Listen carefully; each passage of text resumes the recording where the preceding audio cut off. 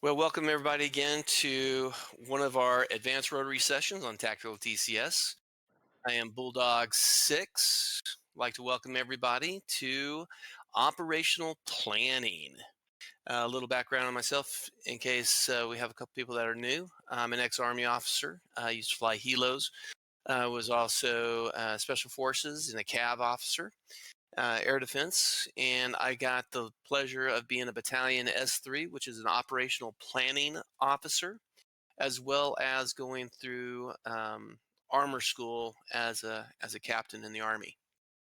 So this information is kind of broken down into a way to allow non-military to kind of have even an understanding of why do we do things, why do we plan, and all the stuff that goes into planning operation, especially for the rotary side of the house. Everybody here flies helicopters, or if you don't fly helicopters and you're wanting to get into it, or you're a mission planner, or you like developing missions, or you fly with a group that you really enjoy doing things with and you want to step up your game and take it to the next level, this is for you. Okay, so rotary planning. One of the things we just got to think about in rotary planning is what do we do? What do we need? What do we want to do in order to make it not only a challenge but fun? Do we might want to make it easy, complex? Um, an ability to have all your friends that you fly with or going on to a server, where can you and what can you do to make yourself even better than just flying a helicopter? So the purpose of this today is really simple: planning to create and promote a team environment, establish common methods, and also make DCS almost a real life experience. You can really bring almost a realistic aspect to DCS. Everybody says, yes, it's a game. Yes, it is. But what you do to bring it to life can make the difference of, wow, this was awesome compared to, well, that was cool. That was okay. Um, to have guys just be like, holy Toledo, I never knew we could do what we just did. So this goes beyond just flying. And I want to apply this rotary planning session to thinking outside the box. You're doing maneuvers, you're doing tactics, you're looking at the battlefield, and how do you create a plan that can incorporate all your assets, including fix, including rotors, including new guys, seasoned guys, and set you all up for success. So mission concepts. So we're all on the same sheet of music. We have these different types of concepts of operations. We have offensive, defensive, recon, security, retrograde, and so forth. And inside each one of these, you can see we have all sorts of things. We might get a mission, or you might get on a rotary server, and you're like, "Hey guys, what do y'all want to do today?" "Oh, we want to set up an ambush." Okay, so setting up an ambush has a lot of things that can go into it. Or let's do an escort, or let's do a transport, or let's set up a fire base. I mean, all these things, there is so many things that you can do in the helicopter side of the house that you can't do in the fixed wing. Fixed wing, you only have certain types of missions that you do. You either do a cap, you do a bombing mission, you fly escort, you are CAS. That's it. That's about it. That's all you can do. But in the helicopters, you have so many more things that you can do. All players can see all different types of mission, and you can challenge and create a challenge for every member in each one of these areas. And again, as you see there, your imagination is the only limitation to creating a cool mission, being exciting, and having a wow factor that your guys are just like, wow, I did not know that that was possible. So, missions. Today, when we're looking at things, we want to kind of keep our ideals. Okay. We have a deep, we got a close, and we got a rear. What is the deep? What can we be doing? We're disrupting an enemy. We're going on a server, and it's like rotary heads, and you're just going to spoil their advance, or you're going to set up an ambush, or you're going to deny them terrain. You might conduct a reconnaissance. Where are they set up? What does it look like? Maybe I'm going to set up an observation post and I'm going to allow fast movers come in to drop bombs, but I'm going to give them the guidance. And then maybe rear operations. We're going to fly in between their defenses. We're going to get behind them to their enemy lines and we're going to disrupt their convoys or their assembly areas, or allowing them not to push any resources to the front of the battlefield. So those are going to be things that we're going to be thinking about today when we're discussing this type of operations. Typical DCS. This is what we do. We attend a mission brief with our friends. We say, hey, it's going to be a great day. Let's get together. Let's do a mission. Okay, cool. About 5-10 minutes, you talk about what you're going to do. Hey, oh yeah, let's go ahead and let's go up to Delta Bravo 1-2, and yeah, let's go ahead and attack. It looks like there's enemy convoy there, or there's some tank positions. Let's go ahead and take them out. Okay, does everybody understand? Yeah, let's go. And you're kind of hoping that everybody knows what they're doing or kind of has a game plan. You're kind of hoping that you might have an organized assault or a flight to go to the enemy. And now what happens? You're surprised where the enemy is. You're looking, you're searching. Oh, you get hit. What happens? Okay, I'm going down. Let me hop into a different, and now I'm going to just beeline to the battlefield. Hey, I'm back with you. Let's go ahead and boom, boom, boom. And then, everybody shoots things, everything blows up. And then what happens afterwards? You're like, yeah, that was awesome. That was fun. And stuff like that. But, it was kind of one of those, okay, it's a game. You have no skin in the game. It wasn't necessarily organized. And you kind of wish, you know, man, this could have been better. But what could we have done? So you can kind of see the pictures on the right side. You hope the guy knows where he's going.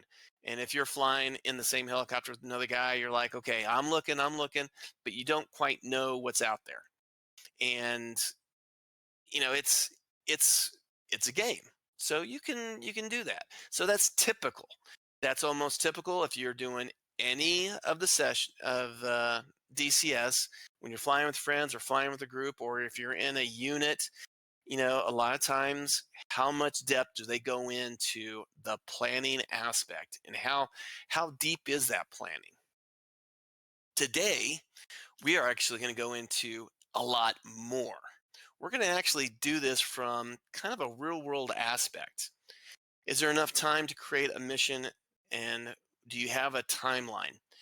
Now, when I talk about that kind of stuff, it's, hey, you're doing a joint operation on a server with a group of guys, and 2 weeks out they're like, hey, we're putting this mission together. It's going to involve some scuds. It's going to involve some of ships, and we're going to be taking an island. Okay, what's the plan? What's the overall scheme? What do you want us to do? Oh, we want you to go ahead and fly from ships to go to here, and we want you to capture this, or we want you to defend that, or we want you to transport X to Z. So okay, now you have your mission statement, you have what you need to do. So now you want to create your own game plan, because you want to fly with guys, you want to be organized, you want to have a plan. So you got to give time for everybody to digest. The worst thing can happen is you're there 5 minutes prior to the mission start, and they throw out all sorts of knee boards at you, and they say, here, boom, here's our mission. Look at it on the fly. We need to be wheels up in about next 5 minutes. And you're scrambling. You're in your helicopter. You're trying to start things up. You're trying to set your battle plan up. You're trying to set your helicopter. You're trying to see your moving maps, and you're trying to digest everything. So give time for your guys to do that. The more time you have, the better it will be. And always remember, brief a plan and rehearse it. Hey guys, okay, let's look over the map. Okay, Team A, you're going over this way, you're going through this route, you're going in that mountains, you're going to cross over these bridges. We're going to meet up at this intersection. We want you to be there at this time. Hey, Team B, you're transporting all these troops. We want you to go to X, Y, Z. We're going to meet you at there. Okay. All right. Yeah, Roger, Roger, Roger. Okay, Team A, what are you doing? Oh, yeah, we're flying up the valley. We're going to go down the river. We're going to cross this bridge and we're going to link up at that intersection. Team Bravo, what are you doing? Oh, we're going to go fly around the coast. We're going to come up from behind and we're going to meet at this location at this time. Roger that. That's a simple briefing and rehearsal. Who's doing what in the 5 W's. Then by doing that, you've already kind of gave them a heads up. Everybody has their head on the same piece of page with you. And now you can hop in and you can start flying.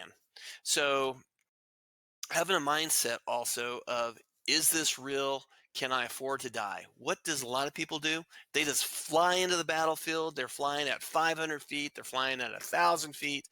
They see bullets coming in their direction, left and right, dogs and cats and terribleness all over the place, and they're getting shot at because they don't have any skin in the game. They don't feel that, okay, if I go down and I'm dead, that's it.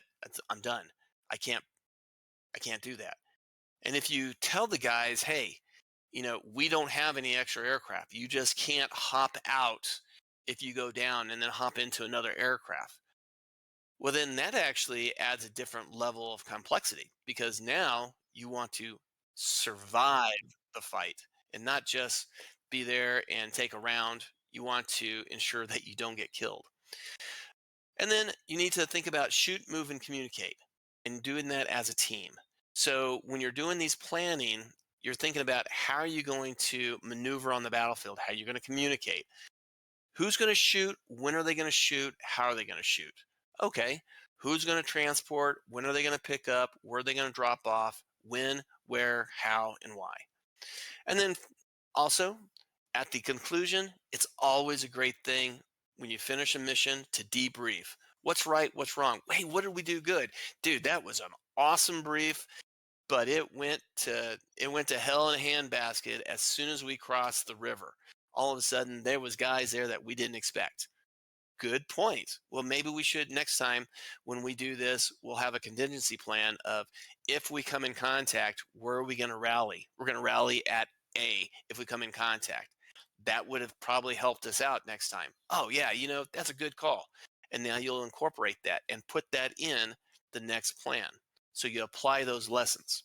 So, so in DCS, typically you go out and do and hope for the best. When you plan it, you're seeing how your plan comes to fruition, and you're also challenging, and you're also making it an accomplishment. So when you accomplish based off of the plan that you put into place, did it do? I mean, you can say it was the funnest thing. Did we accomplish what our plan was? No, but man, it was a challenge and it was a blast. Let's do that one again, and let's see if we can change it up just slightly in order to accomplish it. So today's task condition standards, the task is pretty simple. Today we're going to be looking at creating an operational plan based off a situation. Develop a mission to incorporate all our ground units, rotary units, possibly fixed wing units, and as a group, use a modified MDMP process. Now, that's a new acronym that I am throwing out to y'all because in the military, we use this a lot, the military decision making process.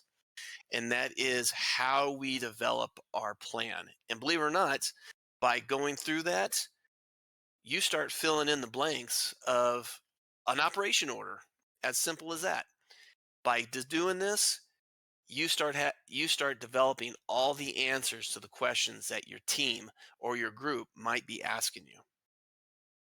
So the conditions we're going to be using DCS. We'll be using all sorts of tools, everything that's available to you to create and allow courses of actions. And then we'll backwards plan and, in essence, create a storyline because every mission is a story. Hey, what are we doing today? We are going out and we're capturing a bad guy. Okay. Oh, wow, okay, yeah. And why are we doing that? Because the bad guy has information that for our next follow-on missions is crucial. Okay, that's a storyline. It begins as simple as that. How are we going to do it? And let's create that mission based off that storyline. The standards that we're going to be using today is going to be using DCS mission and creating a mission to include all parts of an operations order. There's 5 parts, and we'll discuss that a little bit in more depth, but all the resources that you need to allow all your players to understand what the mission is and how to conduct it. You be using everything from as simple as knee boards, briefing slides, documents, maps. It might be a one-page picture of the battlefield where you have drawn things up, and you can even do it on the fly. You have a whiteboard or you have a map, and you take out your magic marker and you got all your guys there, and you start creating ziggly lines this and ziggly lines that, and you say, you're going over here, I'm going over here. And by doing all that stuff, you're incorporating everybody into the plan. So that'll be the standard today. We're going to be doing that as well. Today is going to be incorporating everybody here. You're going to have parts of what are we doing? How are we going to do it? And you're going to be coming up with things because this is going to be collective. You don't have to do things in a bubble. You can have your group that you fly with. You can say, hey, guys, here's a mission. How can we best do this? And start talking it through. Or you can create it, thinking about all this stuff and then give all that information out and then get that feedback of, okay, oh, you're so right. I should have told you about the frequencies in case we cross good guy land to bad guy land. What do we say? And so forth. So a lot of good stuff with this. So military decision-making process. Okay, this is slightly modified to accommodate non-military, but all these actions apply to creating and understanding a mission. So first things first, we need to, what is our task? What is our mission to be? So that could be the 5 W's: who, what, where, when, how, and why. Do we understand what our task is going to be in the overall big scheme of things? If you're doing a mission that is part of a larger group, say a joint operation in your group that you're flying with, and you have A-10s, they have a responsibility to do something. The F-16s have a responsibility. We have ships that are firing missiles. They have a responsibility. Where is your responsibility and where is your task inside of the overall scheme? Analyzing that portion of the mission then. So then if you get that task, be like, okay, your overall purpose is to transport troops to a place in order for them to set up a defense. Okay, so we're going to analyze that. How can we do that? When do we need to do it? What type of constraints do we need to overcome? Is there air defense? Is there not? Do we have escorts and so forth? Or, hey, we're going to be doing an attack. We're going to deny the advance of enemy forces coming down a valley. How are we going to do that? Now we're going to analyze that because our mission might be, hey, we want you to stop anybody from breaking off the main body to go down these valleys to wrap around our friendly forces. So that would be your task. How do we do that? You develop those courses of actions, or COAs, and all different things. I mean, it's just not one way of doing things. Hey, we're going to stop them as they come in this valley. It narrows down. That would be a great place to ambush. Cool. Okay, yeah, let's do that ambush. And then one guy says, oh, wait a second. What if we think about the enemy thinks that that's a good ambush point? What if we attack them prior to that, and then we focus them in to push them into that narrowing channel, and then we allow somebody to drop all sorts of heavy ordnance like bombs, and we focus them to go in there? Oh, that's a good course of action too. And then another person might pop up and say, hey, what if we go ahead and focus them as they come out of that tight location? We start engaging as they exit, and we engage as they enter. So now we bottleneck them into that kill box. Oh, that's a good course of action too. So each one of those are a course of action. You have to look at next analyzing those course of actions. What's good? What's bad? What's the advantage? What's the disadvantage of each one of those? Hey, one is we don't have any bombs that we can drop on them from fast movers. Okay, well, maybe having them set in a kill box might not be that good. Let's Okay, so that one we're going to put that to the side in case we have any A-10s that can peel off of their mission, and then they can drop heavy ordnance. Okay, and then we start comparing which one would be the best.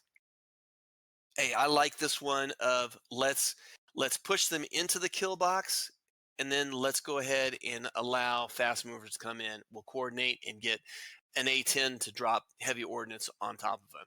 Okay, that'll be our best course of action. All right. So everybody agrees to it. So you accept the best course of action and you start developing your operations order or the plan of how you're going to do that. And then as a result, as you're developing that, you end up creating your ops plan or your op order. So that is the military decision making process. A lot of people might not think about this as okay, a step by step. This is what we need to do. This is what we need to do. This is what we need to do. But if you think about it, how did I just say it out? I just naturally said, hey, what is our task? How are we going to do it? What would be the how could we do this effectively? Let's pick that one. Okay, let's go ahead and start coordinating and make that happen. So that was all done in the military decision making process. What is an op order? And the op order is the information of the how to, and there's five key parts of an op order. A situation.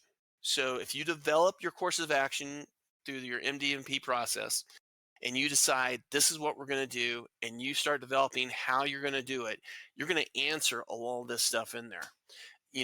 Part of the decision making process is the situation. Oh, yeah, all those tanks, that convoy, they're coming in and they're going to be narrowed into this channel. And it's multiple vehicles. They got air defense, they got this, they got that. We have how many ships? We have maybe attack helicopters. We might not have any helicopters that are for attacking. We might have a Gazelle or a Kiowa, that doesn't have any armament, but they're strictly eyes on to direct the action. What is the mission? The who, what, where, when, and why. Telling your guys, hey, this is what we're doing. So everybody has an understanding. And we always mention that twice. And why do we mention it twice? Is because we want to reinforce here's our purpose, here's our task. Because what happens in DCS? The first shiny object grabs everybody's attention. And now our whole mission was to secure this location for our helos to drop troops off. But we had a shiny object, and now we're completely focused on that shiny object, and we're engaging that, and we're using all of our ammunition. And now the helicopters come in, and we did not protect them as they were going into the area to drop off the troops. So what was our mission? To ensure the troops get dropped off. What did we do? We got mesmerized by all these tanks that had nothing to do with the overall mission that we were actually supposed to be doing. So the execution. How are we going to do this? What type of maneuver? When, where, how are we going to make this happen? Who are we going to be talking to? Who do we have support? What are their tasks? What's our tasks? Make sure everybody understands their piece of the pie because everybody has a role and not one person might be the key to success or failure, but as a group, you're all working together to achieve that goal. So it might be something to ensure that everybody understands who's doing what, when are they doing it, and what's each person's role and responsibility. So everybody has a clear understanding. Sustainment, that's a very simple kind of concept. If we are going an hour and a half to go engage the enemy, we might not have the fuel to come back.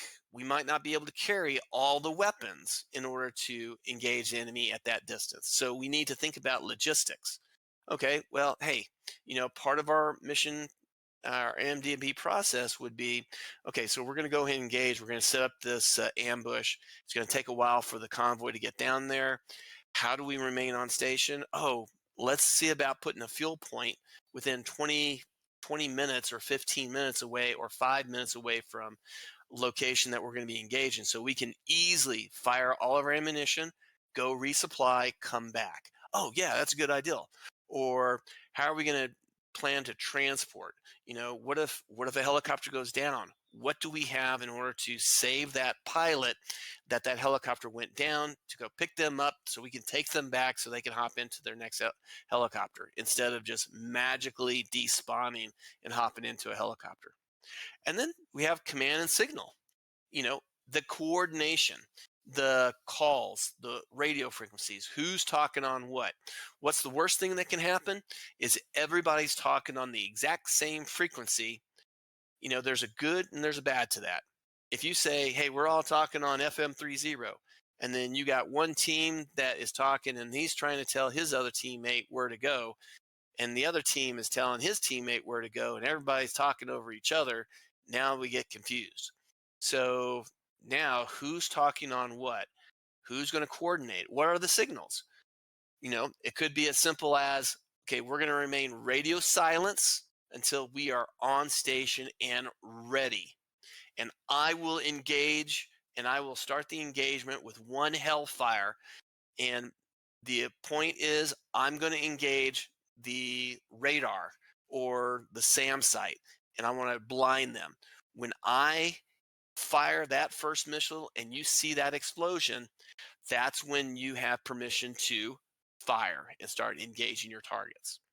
That's a coordinating instructions and part of command and signal. Who's doing what, when, and how are you doing it? It might be crucial, because if one guy, you're not set yet and you're trying to find that radar and you haven't found that radar, and then your other buddy on the other side of the hill starts firing, all of a sudden now the game's up, the gig is up. Now their posture went from maybe a defensive now to an offensive, and now tanks are moving out, they're coming out to the battlefield, you got artillery and all sorts of stuff, and you've lost that key to surprise. So those are 5 key points that are in op order, and as a result, as we're talking today and looking at things, we are going to get that information. Tools. Okay, so we have certain things that you have all available. Everybody sees in DCS, you can look at the F10 map and you can use it as a Blue Force tracker, all sorts of stuff. You also have other things available to you. I use Combat Flight, for example. I use it for the effectiveness of what it gives me. It creates knee boards so I can make sure everybody has a knee board of their flight and so forth. So that's a great thing. Using Google. What type of situation? Oh, hey, I'm going to pull out this. This is what we're going to be attacking. We're going to be attacking an SA5. Here's what an SA5 looks like. Here's what the ranges are and so forth. So everybody kind of understand, oh, what's the kill? What's the detective range? What if it's an SA15? What if it's a man pad? What type of man pad is it? Hey, this is what we can expect, and this is the range and so forth. Pictures. You can go into DCS and you can say, hey, yeah, we're looking over this area. We're gonna conduct a raid, or we're gonna conduct an air assault at this air base. Here's what it looks like, guys. So you're looking at it from this angle, from this angle, from this angle. Hey, that gives a great amount of information. Maps, whiteboards. A whiteboard is a great tool to say, hey, if you come in contact. Okay, so if you got a whiteboard, you can actually pull out that whiteboard and say, hey, what if we come in contact? What are we going to do? We are escorting our Chinooks, and I'm in an Apache, and you are in a trail Apache. What if we come in contact? What are we going to do? Hey, guys, if we come in contact, the front or the right or the left, we're going to brake in the opposite direction, and the trail Apache is going to engage those targets while this first Apache escorts our Chinooks out of the kill box.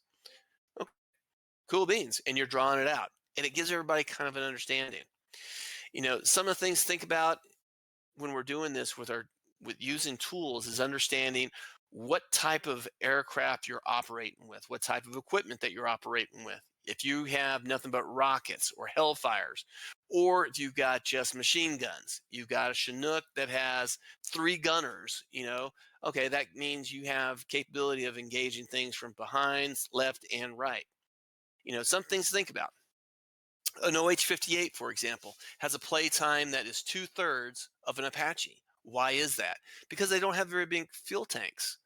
And the Apache can carry an extra fuel tank or 2 fuel tanks or 3 fuel tanks for a long duration mission, while the Kiowa has to think about weight.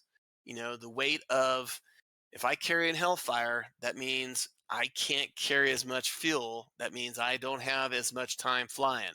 Okay, maybe I carry a Stinger and provide that air defense capability in case there's another helicopter or a fast mover.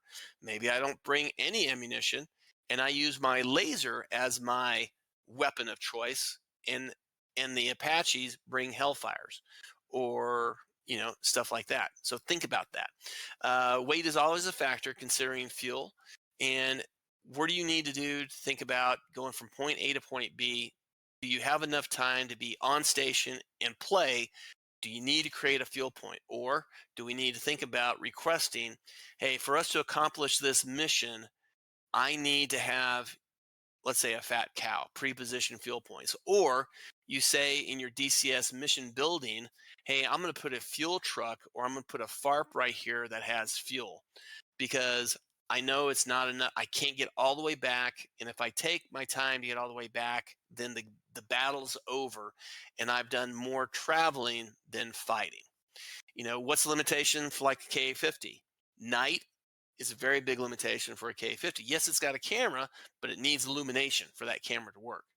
You know, what's the speed? You know, uh, a CH-47 Chinook is hugely fast compared to a Gazelle. Gazelle is pretty fast, but the Chinook can just speed and outrun almost all the helicopters that we have in DCS. It actually is the fastest helicopter. What does the type of protection you have to providing an escort, or do you need escorts? So we receive a mission. And what is that mission? It's pretty simple. Who We want you and your group to go to X to do Y. We want you to go take out those air defenses or those tanks. Okay, cool. When do you want us to do it? We want you to do it, once we take out, let's say, and make a path for your helicopters to fly through. We want you now to proceed over there and we want you to engage that so we can land helicopters at that spot to capture a high value target. So, what do we need to know? We're going to use the MDMB process to do this. And it can be as short as just a couple of minutes looking at a map and saying, okay, guys, here's what we're going to do. Now, when you go into any of the Rotary servers and you're with a group and you say, hey, guys, hey, you want to go fly with me? Yeah, let's go fly together. Hey, let's go on the Rotary heads and let's go blow some stuff up. Okay, what's the time? What are you doing? You hop in, but what's one of the first things you do? You look at the map. You look at the F10 map and you say, hey, here's where all the enemy is. Hey, where do you want to spawn at? I want to spawn there. Okay, well, let's go attack those guys over at Golf. And we'll take them out. And hey, I got another buddy. He's going to transport some troops and we're going to capture that airfield. Okay, cool. You're already developing and you're already making your mission and you're creating that military decision making process as you're talking about it. The only catch is most of the times that's where it ends. It doesn't, you don't go beyond that and go up to step and say, okay, yeah, let's see here. Yeah, that airfield is right there. They've got a lot of tanks over there. Hey, do you see that mountain ridge to the south? Yeah, I see that mountain ridge to the south. Hey, let's set up over there and let's utilize that as a bullet catcher. And then we can engage those targets on the airfield. And then as we engage those targets, what we'll do is we will clean a path for that Chinook to come in and transport troops down so he doesn't get attacked. Okay, hey, now you're developing and you're getting more into the weeds. So that is really, really important. You receive your mission, even if it's just going on a server and doing stuff. You can make more of this than just hop in the aircraft, go, and hope for the best. And always remember, the best plan never survives first contacts. Be flexible. Adjust your plan on the fly is always important. Hey, this was really good, but all of a sudden that bullet catcher, that hill that we were going to be behind, all of a sudden is occupied by a Shirka or, a Zeus 23. Now you have to change the plan. Hey, we can't go over there. We got to clear this out first before we do X, Y, and Z. So think about that. Mission analysis, very, very important. This is one of the things that you're always thinking about. How are you going to accomplish your mission? And what is that mission going to entail you to create a course of action? So, things to consider. You always remember me saying MET-T, which is an acronym for mission, enemy, or equipment, troops, time, terrain. You know, how is all that stuff going to be affecting us? So things to consider. How's the terrain? You see here the two pictures are just totally different. You have a desert environment and you have a woodland environment. So how does that affect us? One is you can be seen from quite a ways away because you don't have no trees to block your approach. So you have to think about how you're going to do this. Speed is your friend. Woodland, speed is not your friend. You're utilizing the terrain to mask you, so you're going to be slower. What's the weather like? Is it going to be dusty? Is it going to be cloudy? Do we have sun? Do we not have sun? Is it windy? Is it snowing? All those factors are going to make part of your decision and your courses of action make that different. What's the enemy's position? Where are they at? What is their position? Not where they're physically at, but are they, partially destroyed? Are they half strength? Are they focusing all their air defenses to the north? Are their tanks pointing all to the south? Is there a blind spot? Things to consider. The time of day, and also the time that you need to make it. The time of day, doing a night operations compared to a midday operations, compared to a morning operations or an evening. You always see in World War II, the bombers got attacked from German fighters. The German fighters would always fly up high into the sun, so they would dive down with the sun behind them. Made it hard for the guys with the 50 cows to see them because they're in the sun. Same thing applies. We can think about, okay, if we're going to engage the enemy, we want to have the sun at our back compared to the sun on the other side of the enemy, and now we're a shining sparkle of light that the enemy sees us. We don't want that to happen. What's our friendly forces doing? What is our friendly capability? Where are they at on the battlefield? Do we have them as protection? If we go to where we're going to engage the enemy, do we have any man pads of our own providing protection for us, or do we need to ensure that we protect ourselves? What other resources are available for us to also think about going into any one of these places? Do we need to set up a fort? Do we have enough ammunition, or do we have limited resources? Let's say, for example, you have limited resources. Okay, guys, not everybody in an Apache is going to carry 16 Hellfire missiles. You only have 2 per Apache because that's all the resources we have. Okay, so now you have to think about, okay, what am I going to do? How am I going to engage the enemy? What's going to be a high priority? What's not going to be a high priority? Do we expend all of that, or do we allow us some wiggle room in case we have something unexpected? Coordinations. As you see on the top there, you have different routes. You have also lines, and you have boundaries. You got phase lines.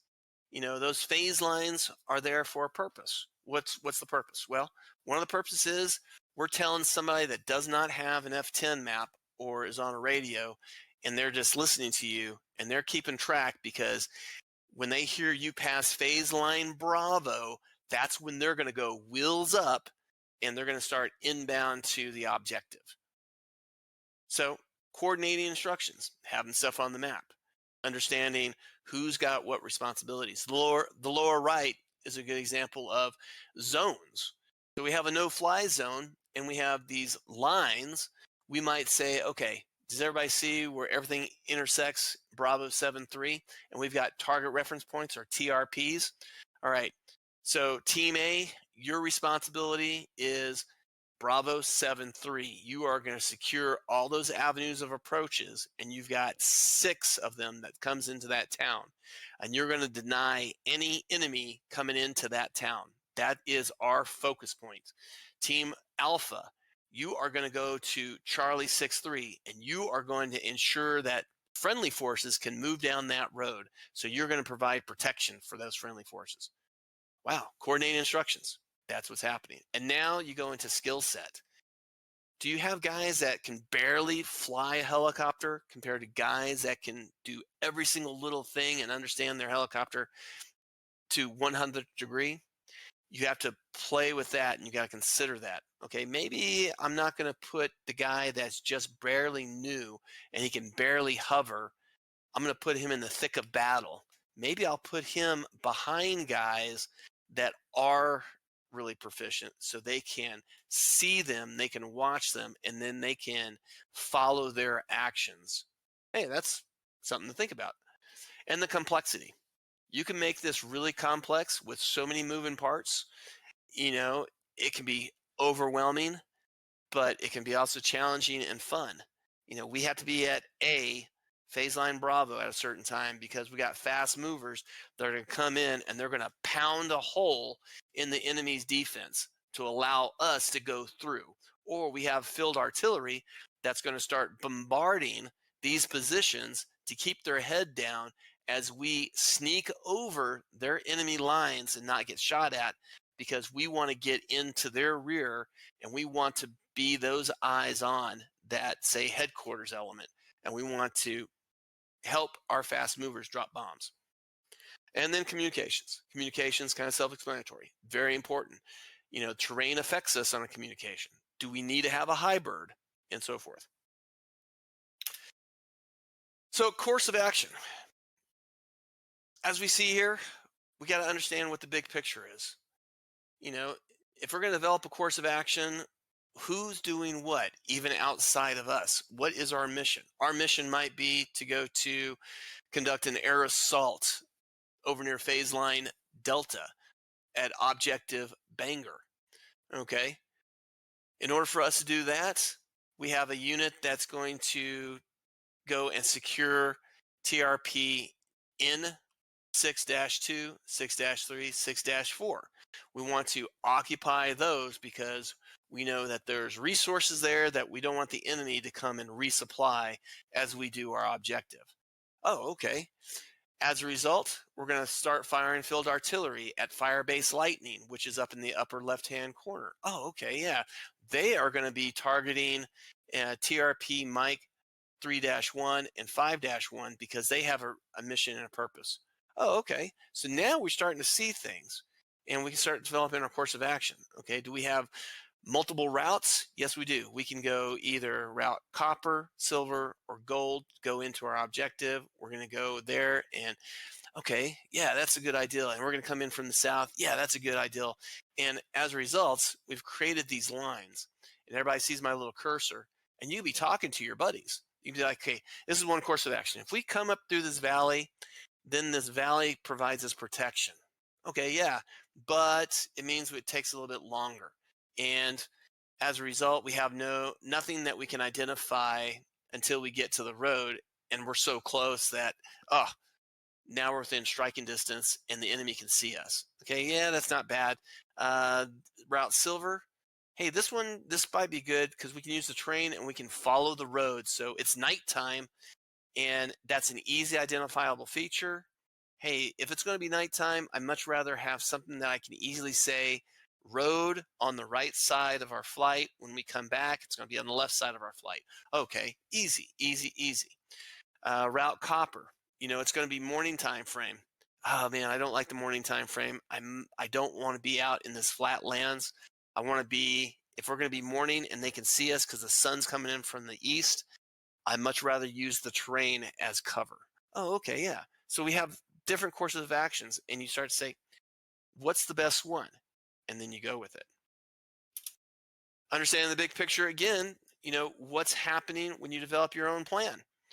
Okay, for this one is an example of we talked about, in the previous one of the previous slides, we got Bravo 03, we got target reference point Alpha 29, we've got attack helicopters, we've got mechanized, we've got the enemy and where they're located.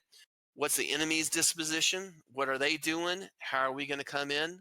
Let's see what the big picture is. The big picture is for us to get all the way to the rear where you see all these units back here, and we want to conduct an attack and an air assault, and we want to sneak through the enemy lines at some spot, and we want to attack these two.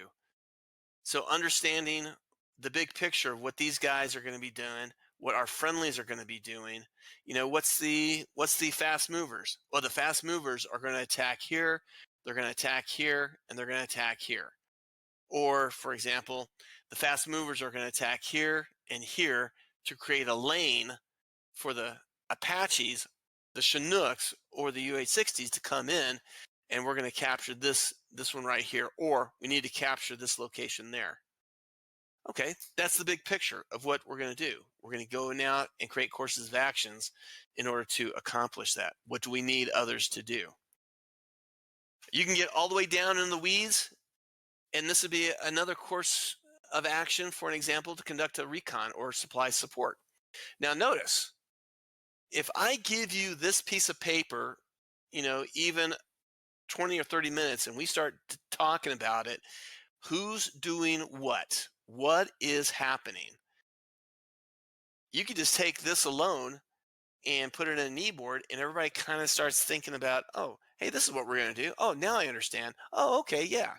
So for this one, course of action, the main body, we're conducting reconnaissance.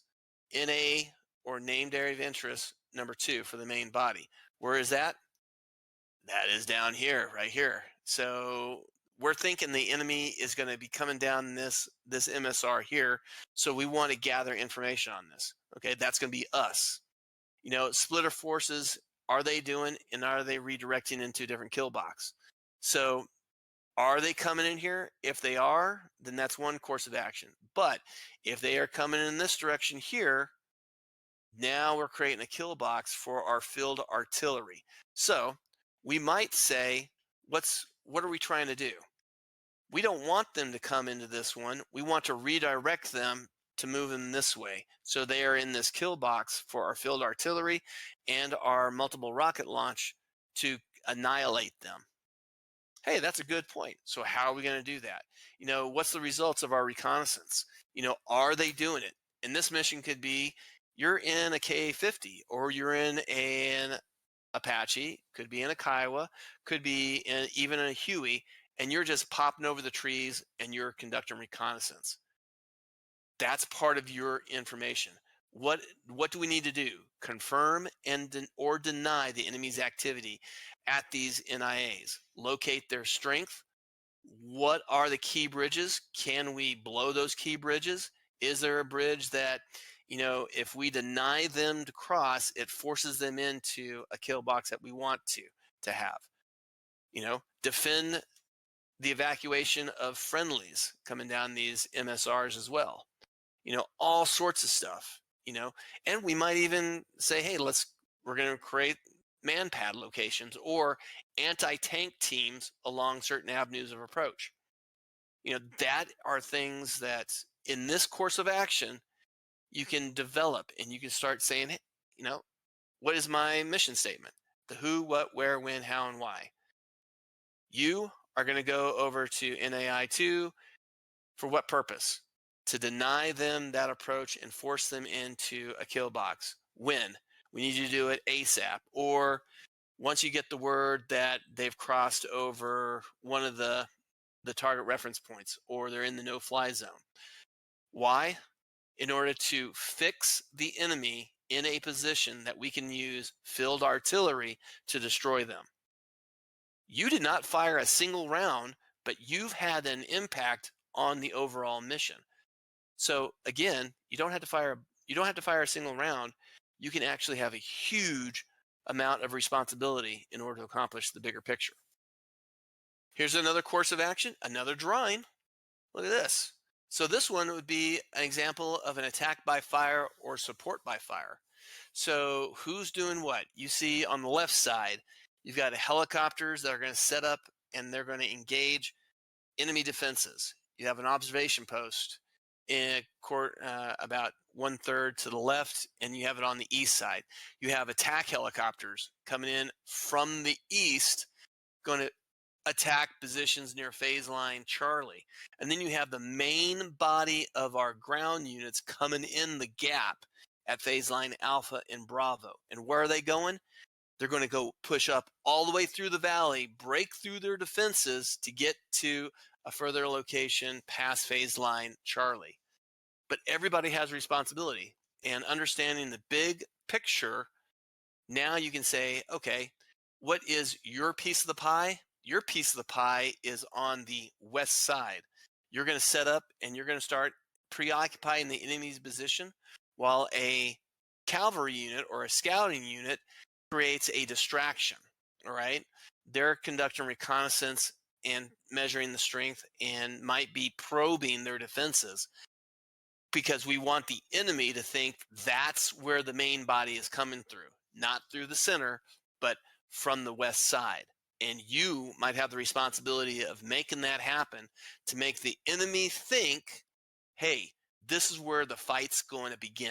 And you start engaging at that location before we have our ground units come up that gap from the south. So then we start developing our course of action. Okay, so how do we do it? We see that high terrain off to the west side. We can use that as perfect cover, but we want to make sure that the enemy has not used that as well as an observation post. So we have to be slow and methodical getting up to that location. And we're going to engage that enemy. And when we're set, we're going to contact the higher command and say, hey, we are set. We're ready to engage. And then he'll say, okay, Roger, everybody's set. Go ahead and start. And then you might conduct the activity. And that might be, hey, everybody's taking a portion of their defenses, and that'll be your area of responsibility. I will engage the air defense unit. I'm going to take their eyes out of the fight, and then that'll allow you to show yourself, fire your missiles, get your targets, track them, identify them, engage at will, and then we will conduct cleanup operations, and we are going to hopefully make the enemy think that that's where the main push is, so then they start resupplying that location with reinforcements instead of our main body. Holy Toledo, look at how complex this is. Big scheme of things. And with this, you can have you and your friends, and you can actually do this exact mission 22 different times. You can do one day, the exact same day, and you are the guys doing stuff to the left. Another day or another weekend, you can say, hey guys, hey, let's do a reconnaissance. Let's do, go into the east, and we're going to come up and we're going to fish hook and we're going to identify where those targets are in phase line Charlie. Oh, wow. Yeah, that's good. Hey, let's support the main assault going up the valley, another day. So this one mission, you can play it all different ways, being in each one of these spots, but overall accomplishing an overall mission goal of the higher's intent. Here's an example of a deep strike. You remember what I told you about? Hey, if we can break through the enemy lines, we're going to have you break through the enemy lines, and we're going to make you the responsible person to suppress their field artillery that is bombarding where our friendly forces are coming up and engaging. Holy Toledo, yes. And then you might have an opportunity to say, okay, we want you to also objective cream. We want you to bug to the objective cream. We want you to secure that location because that's a power station or that's something that's very important. And if we secure that, then that denies them the capability of, say, eyes on our friendly forces. Or we have eyes on their reinforcements coming in from the north.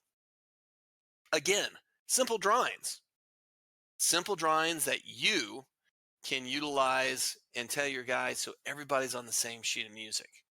We got phase lines that we're crossing. That's really important because you can just get on the radio, you're talking and you're saying it over the radio. You don't have to have a reply back. You know, Firefox 1-1 crossing phase line Bravo now. And if you are an escort in the rear that's escorting, say, Huey's, you can be like, okay, I know where he's at. Okay. Firefox 1-1 crossing phase line Charlie. Now, I know where he's at. I don't have to, hey, where are you at on the battlefield? You just explained it to me. We just talked about it earlier. So that goes into information. Information is power. Here's an example of like an air assault. We're going to be capturing an air base. Okay, so again, we got phase lines in there. We've got target reference points. Why do we have target reference points? Because if I were to tell you, okay, we're engaging the enemy and so forth, and all of a sudden you hear, hey, there's a tank platoon near target reference point 7 or TRP 7. You can easily identify that, and you're telling your guys, and they can easily identify that. So you're setting your guys up for success by giving them the overall big picture concept of maneuvers. Where's the battlefield? What's the enemy position? What are terrain features? What is the terrain like? What are easy identifiable features so we can all reference that? What are we going to do? So the blue would represent what the mechanized unit, that company, is going to do. So they are going to come in and they're going to go ahead and conduct through TRP 8, TRP 7, and then wrap around to the north near TRP 6 and secure the entire airfield by crossing over their defined lines. Your responsibility might be to have helicopters come in to drop off and capture at LZ Pickle that location there, because that's the headquarters. So we want to drop troops off right there and capture. Or we might, after the friendly forces cross and secure the entire AO, we want now to come in and land at LZ Pickle to secure a high value target and take them out. Wow. So we know what our ground forces are doing. We know what the enemy position looks like, what they're doing. We see that there's air defenses there. We know what we are going to do. We know when we hear on the radio that, hey, friendly forces are at Big Deal. Oh, we know where they're at. Hey, we're crossing phase line blue. Roger that. Crossing phase line red. Roger that. Crossing phase line green. Roger that. And phase line green would be, that's when we start our egress in to LZ Pickle. Reconnaissance. Again, here's another example of drawing, putting who's doing what. Where are we doing it? We have an objective bagger. We have objective snake. We have field artillery units. We have objective bagger. They're going to engage objective bagger with friendly forces of 2 platoons worth of tanks, 1 Bradley fighting vehicles, 1 platoon. So we know where they're coming. Their goal is to come in and secure that location. We have a striker that is going to go ahead and push all the way down, and that's a striker company, and they're going to take objective snake. So what are we doing? We might be providing field artillery for the M109s, and we're 2 Apaches, and we set up a support by fire position. We don't have to fire a single round. We could be directing field artillery over objective bagger and snake to destroy the enemy. We might utilize our weapon systems as well. But here's just an example of, okay, who's doing what, when are they doing it? Okay, ground units are crossing phase line Alpha. We know where the ground units are. They're crossing phase line Bravo. We know where they are. If they cross phase line Charlie, we know where they are. So again, coordinating who's doing what, when are they doing it, what is the overall big thing, okay? A pre-planned push. Here's another example of, we're not firing a single round. but we are pushing stuff down, and we are going to ensure that our helicopters are doing what they need to do. We got to do transport mission. We're going to have some escorts. We're going to pre-position from one to another. So we have, a FARP objective. That's going to be for the utility helicopters. Their objective is to capture and drop off at objective pincer. So that's a role. Okay, a task. So now you can say, hey guys, who wants to fly the Hueys, or who wants to fly Chinook? Okay, how are we going to do this? Okay, yeah, well, we're going to go to Ramon Air Base and we're going to land there. We're going to pick up troops. They're going to be located here at this location. We're going to transport those troops, and we're also going to transport equipment, and we're going to fly down to objective pincer. We're going to do it a straight line distance, and we're just going to go there, and then we're going to go right back to Ramon, and we're going to pick up more troops, and we're going to bring them back. Okay, roger that. Who's the scouting helicopters going to do? Oh, we're going to recon the areas where the LZs are. So we have, near phase line alpha, we have an LZ. So we're going to recon that. We're going to recon the other twos to make sure that those are good and there's no enemy forces there. Okay, cool. And then what's our attack helicopter going to do? Well, the attack helicopter is going to go down the MSR to make sure that it has freedom of movement and we don't have the enemy highballing it up to come in to capture Ramon Air Base. Okay. And then we have, what's our ground units doing? Our ground units are going to scout a route for a FOB, or forward operation base, near operation objective Toga. So we all have a purpose. We all have a goal. We all have, what are we doing? How are we going to do it? And I even included on this one as an example of who's using what frequencies. So you have a ground commander on 3-0. You have that ground commander that is in the ground vehicles. If he comes under fire, he might call you for CAS support. And he's got a backup frequency. Oh, in case you're talking on 3-0 and you're talking on 3-2 because the scouting helicopters have said something. Okay, but nobody's monitoring 3-5. We've given the ground commander the ability to, okay, backup frequency is 127.65. So the Apache might say, okay, I'm going to also monitor 127.65 when I'm doing my route reconnaissance. Okay, you just did the backup. Everybody's monitoring 2232 for CAS support and so forth. And here's an example of doing a quick reaction. So quick reaction sometimes is a thing that we do in DCS a lot. So when we do this kind of stuff, we're kind of thinking 5Ws again, but it's right on the fly. So you can actually look at your map, you can take your pencil out and be like, okay, guys, we're getting on the Rotary server. This is what we're going to do, 5Ws. Okay. Hey, we also have some field artillery. We got an F-15, we got an A-10, we've got tanks, we've got Apaches, we got Kiowas. Ah, cool. Okay, so how can we incorporate all this stuff? Who's doing what? What's the Apaches going to do? Apaches are going to do a support by fire position. They're going to set up to the west of the kill box.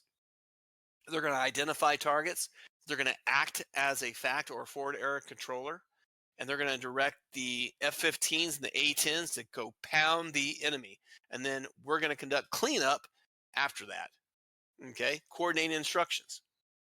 We're going to coordinate with field artillery and the mechanized units to stop their advance, to hold them so they don't advance anymore, to allow us to identify their locations and to allow us to help the A-10s or the F-15s to engage that armor. And then what we'll do is once they take out some of the heavy armor and stuff like that, we can then come in and we'll do help cleanup operations in the kill box. Holy Toledo, we just now did a whole 5-paragraph op order. Who's there? What are we doing? What's our mission? The coordinated instructions. We didn't talk about sustainment very much because this is a quick reaction, or QRF. And then coordinating instructions. Hey, we're going to be talking to the fast movers. We're going to set up and we're going to tell them where the enemy is. They're going to drop the bombs. Boom. Holy Toledo. Now we've done just course of action. Other things with courses of action to think about is going to be pictures, pictures, pictures. If you don't know what things look like, how are your friends that you fly with, how are they going to know what things look like? Where, when you say, yeah, you're going to take the third building, well, what is the third building? If there's more than three buildings, which one's the third building? If they're all in a row, is that one of the three buildings? If you say to the east or the west, what's the picture? So again, picture's worth 1,000 words. Hey, you're going to land at the LZ, and the troops are going to go and attack that building where you see the star. Now, if you notice, we have to be on that side of the building to land, because I've got a circle where there is a watchtower with a machine gun. We don't want to be there. We don't want to be in front of the machine gun so we can get pummeled by AK-47 rounds or 5.56 rounds, or you name it. Us coming in to the LZ in the bottom picture, what do we see? Our objective is going to be that big high rise, and we're going to have 3 helicopters, and they're going to set to the north, east, and south. Here's what it's going to look like. Here's what to expect. Oh, okay. So that's what it looks like. Because a lot of guys, when you do this stuff, they haven't seen the battlefield. They haven't seen what they're looking for. So if you can give them more information, it'll help you and help them, and you'll make it as if, wow, this was really cool, well organized. So one more time, 5-paragraph op order. Situation, mission, execution, sustainment, and command signal. Very, very simple. Okay. So before we continue on, we're going to take a small section right now, because we're actually going to start planning a mission. And this mission is going to incorporate a lot of stuff. And we're going to be thinking about this, and everybody's going to be active in this. So I want to take a quick 1 or 2 minute break, get a drink. If you got questions, think about the questions. And then when I come back here in about 2 minutes, I'm going to answer some of those questions that you might have, and we'll reverse to the slides before we start our actual planning of a mission. A few moments later. All right, guys, I am back. I want y'all kind of give me kind of some of your thoughts. This is a lot of information, and in this information, there is a lot of stuff that goes into planning, and it goes into thinking about things, and for the most DCS players, they just want to be a part of something. They don't want to have to go into the planning of it. So for all y'all that are attending here, you're all kind of, okay, hey, what's going into this? What can I do to make the mission better? How can I make it to be where it's really exciting? I had a couple of questions, Bulldog, if that's okay. Yes. Um, First off, this is fantastic. Thank you so much for doing it. Mine were more like, for instance, I think you answered it in the last slide, but I think in ops that I'm part of usually, it's not fog of war, but they do a really poor job of giving the planners any kind of intelligence on anything. So that kind of it makes a lot of this stuff. We're guessing and things like that. And what I'm asking, and then you said the quick reaction force example is sort of, it says, well, that's kind of like it is with some of these ops, but I think that's unrealistic. For in those cases, we put pressure on the designers. It's like, you got to tell us something. You can't just, it's not real world for us to not know anything. You have a good point with that. And let me go back to a slide right here just for this example. Okay. So 9 times out of 10, you're given, hey guys, here's what it is. This Saturday, you're going to be attacking a refinery. It has tanks and has all sorts of stuff there. Yeah, okay, cool. At that point, if you can and you can ask the mission designers and be like, okay, do we have any information? Do we have any intel for that? I'd like to get it as soon as possible. And for some of them, they're like, well, we're still testing. Be like, okay, cool. But as you start to ask them those detailed questions of, okay, for me to develop a plan for my guys, what's the latest information do we have? And if they can give you just a little bit, cool. But it becomes on you to think about, okay, well, if they said there's going to be defense here, where's going to be some of the stuff? Can I ask for some information? Can I ask for a picture? Can they give me a snapshot of, say, the F10 map? I mean, I don't need to see a whole lot of stuff, but I need to have that little bit more information so I can develop a course of action. The Okay. further ahead of the mission execution time, the better that is. And by you doing that and doing the backwards planning, that is, you bring up a good point. Being an ops person, creating the operational plans, is the further backwards planning you can get pushed from them, the more they start to think about, okay, well, he's asking for this, this, this. Okay, well, that forces them to do a little bit more backwards planning. So you're actually helping them out by forcing those questions onto them. Okay, thanks. And I had one quick other one. Target Yes, reference points. TRPs.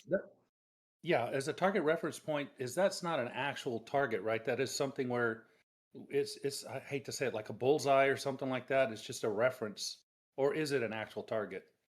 So TRPs can be used in multiple aspects. And a lot of times you want to have a target reference point as an easy identifiable feature. Okay. So for this example here, we have target reference points over in Lightfoot, and those TRPs are located, on a town or near a town or the town itself or a mosque. And what that allows you to do is those are target reference points that are sent in to, say, a field artillery unit or commanders or fast movers to have in their mission, in their system, to say, if you call for fire on TRP November 6-2, we want you to drop a bomb on that target. If you are a helicopter, for example, and you say, hey guys, they are moving, they are north about 200 meters from TRP in 6-2, they you can look at your map and be like, oh yeah, okay, yeah, they're north of this, and you know where it's at. It is just something that is supposed to be easy identifiable and an easy reference. Because what's the hardest thing to do? Hey guys, I see tanks moving. Grid location, Echo Bravo 67222444555. And now the guys are trying to scramble to get their stuff in the system, and it's pushing all that time of being critical in order to get eyes on and so forth. So using a TRP can be used for references, can be used for targeting, can also be used for just a point to make sure everybody's on the same sheet of music. Got Can it. you Thank use you. PLPs in the Apache? Can you pre-program them in as Yes. a control measure type thing? Yes, and that's exactly in the Apache. You have your multiple things that you can put in there, and one of them is a control measure, and a control measure can be a TRP. So it doesn't have to be a target like target 01. You can say, control measure, and you can actually label it because you can TRP 1, 2, but you don't have to put TRP. You can just say, it's a control measure 1. And that's the same when anybody says, hey, TRP 2. Everybody see it? Yes, I see it. I see it. I see it. I see it. Yeah, there's tanks right there.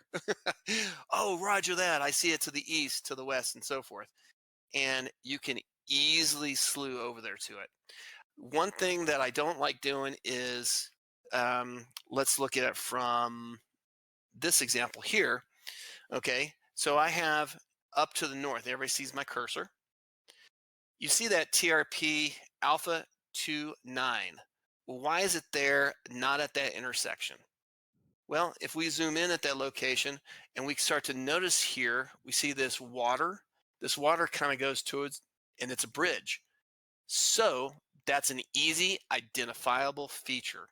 If I were to tell a fast mover, I need you to put rounds on target north of Alpha 29, you should see a bridge. He can look at his map and he can look Alpha 29.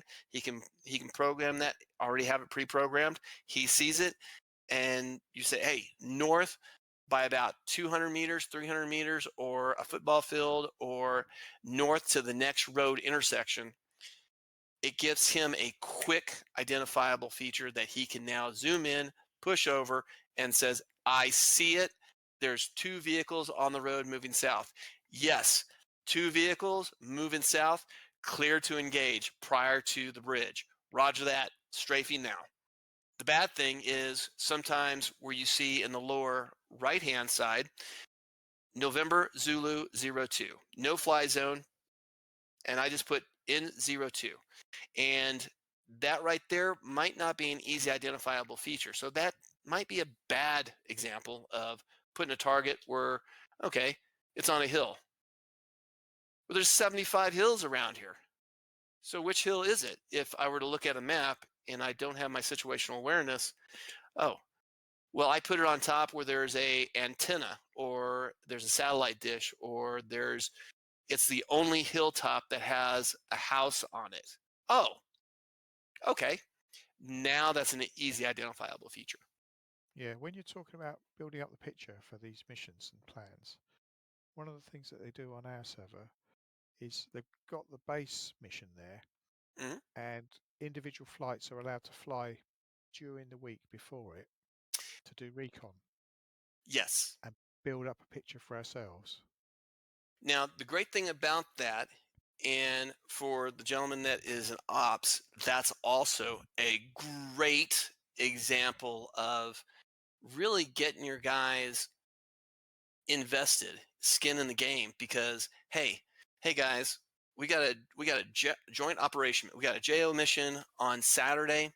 We're supposed to take out this refinery. We've got F-15s that are going to come in and they're just going to bomb the hell out of this refinery. But we don't know where the air defenses are. We don't know what they have. And if we fly a plane over there, then they're just going to shoot us down. So, hey guys, a couple of days prior to the JO, can you send in some scout helicopters and can you conduct a recon and give us a picture of where most of the stuff is and what it looks like? Oh, yeah. So now you've given an opportunity to have the guys go do something and then have value when they come to the JO mission, because now the JO mission comes and you're like, hey guys, yeah, there's a observation post here. It's actually got a Ashoka here. There is 4 or 5 different ZU-23s. There's one that's in place. There's a mobile one that seems to be running around the town. So there's going to be one that we don't know where it's at by the time the JO mission is going to be, but there is one. And oh yeah, there's an SA-5 located on the north side that is in the trees. And we wouldn't have seen it unless we saw the one missile system that was extended up. So, hey guys, there's a threat right there, but the radar's not on because they don't turn it on until there's an enemy somewhere in the AO. So it wasn't like, oh, hey, everybody knows it's there. You've just now supplied that information. You've got a better picture. And now you can develop your battle plan even further to help execute the JO mission that Saturday. So that's good stuff. I like that. So let's take this, for example, of planning a mission. Now, a lot of guys, I know that y'all get the, let's say a week out, or let's say 2 or 3 weeks out.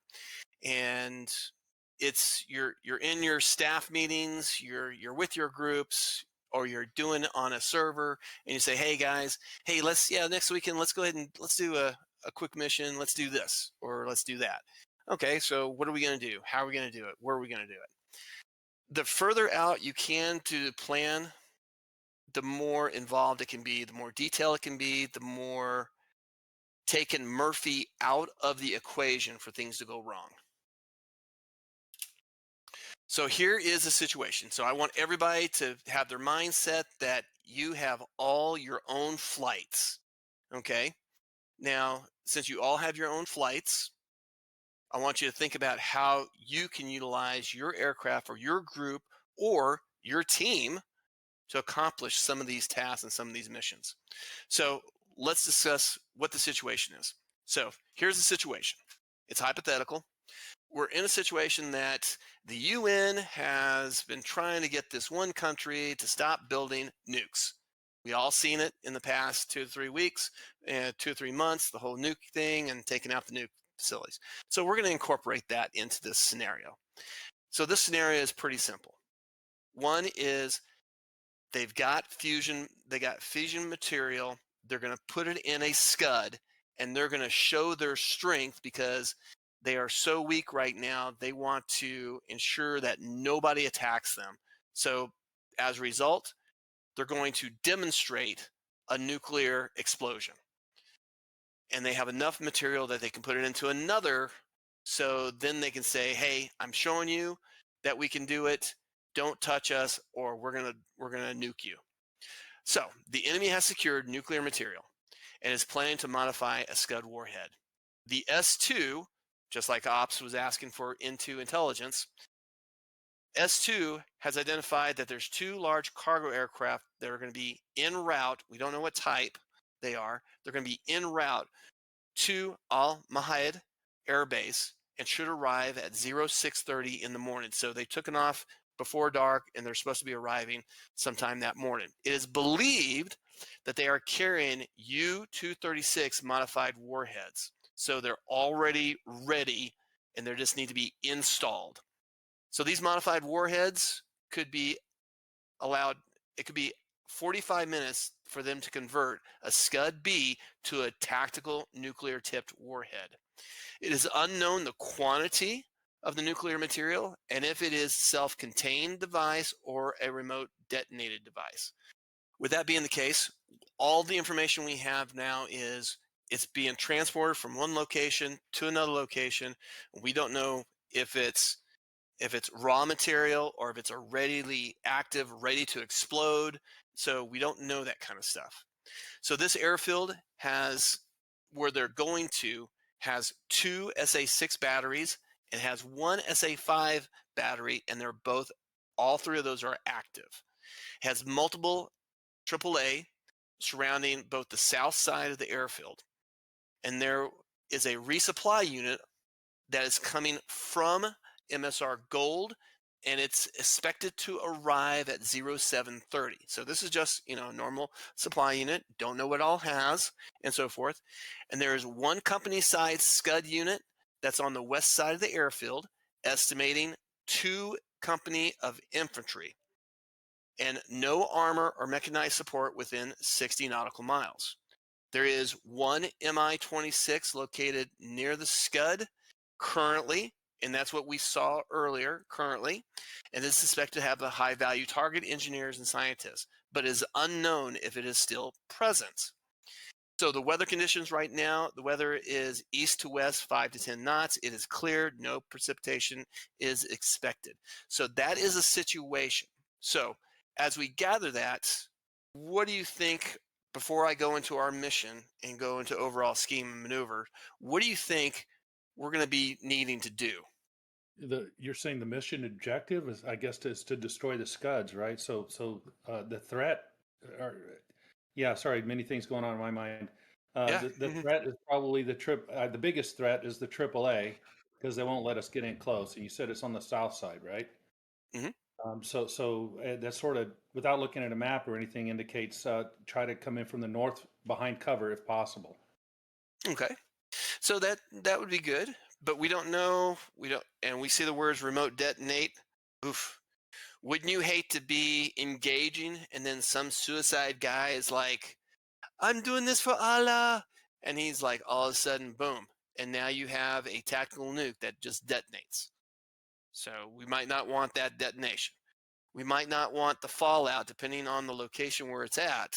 Oh, so this tells us a lot of limitations as well, because I can pretty much surmise that we're not going to destroy the Scuds. Because if we destroy the Scuds, what do? We destroy the evidence. We might have a potential of now creating a radioactive location. We might have the potential of attacking the location and then them all of a sudden blowing it up. We might have a situation that, okay, we want to stop this process. We might want to capture them red-handed. There's the commander's intent. So the commander's intent from higher.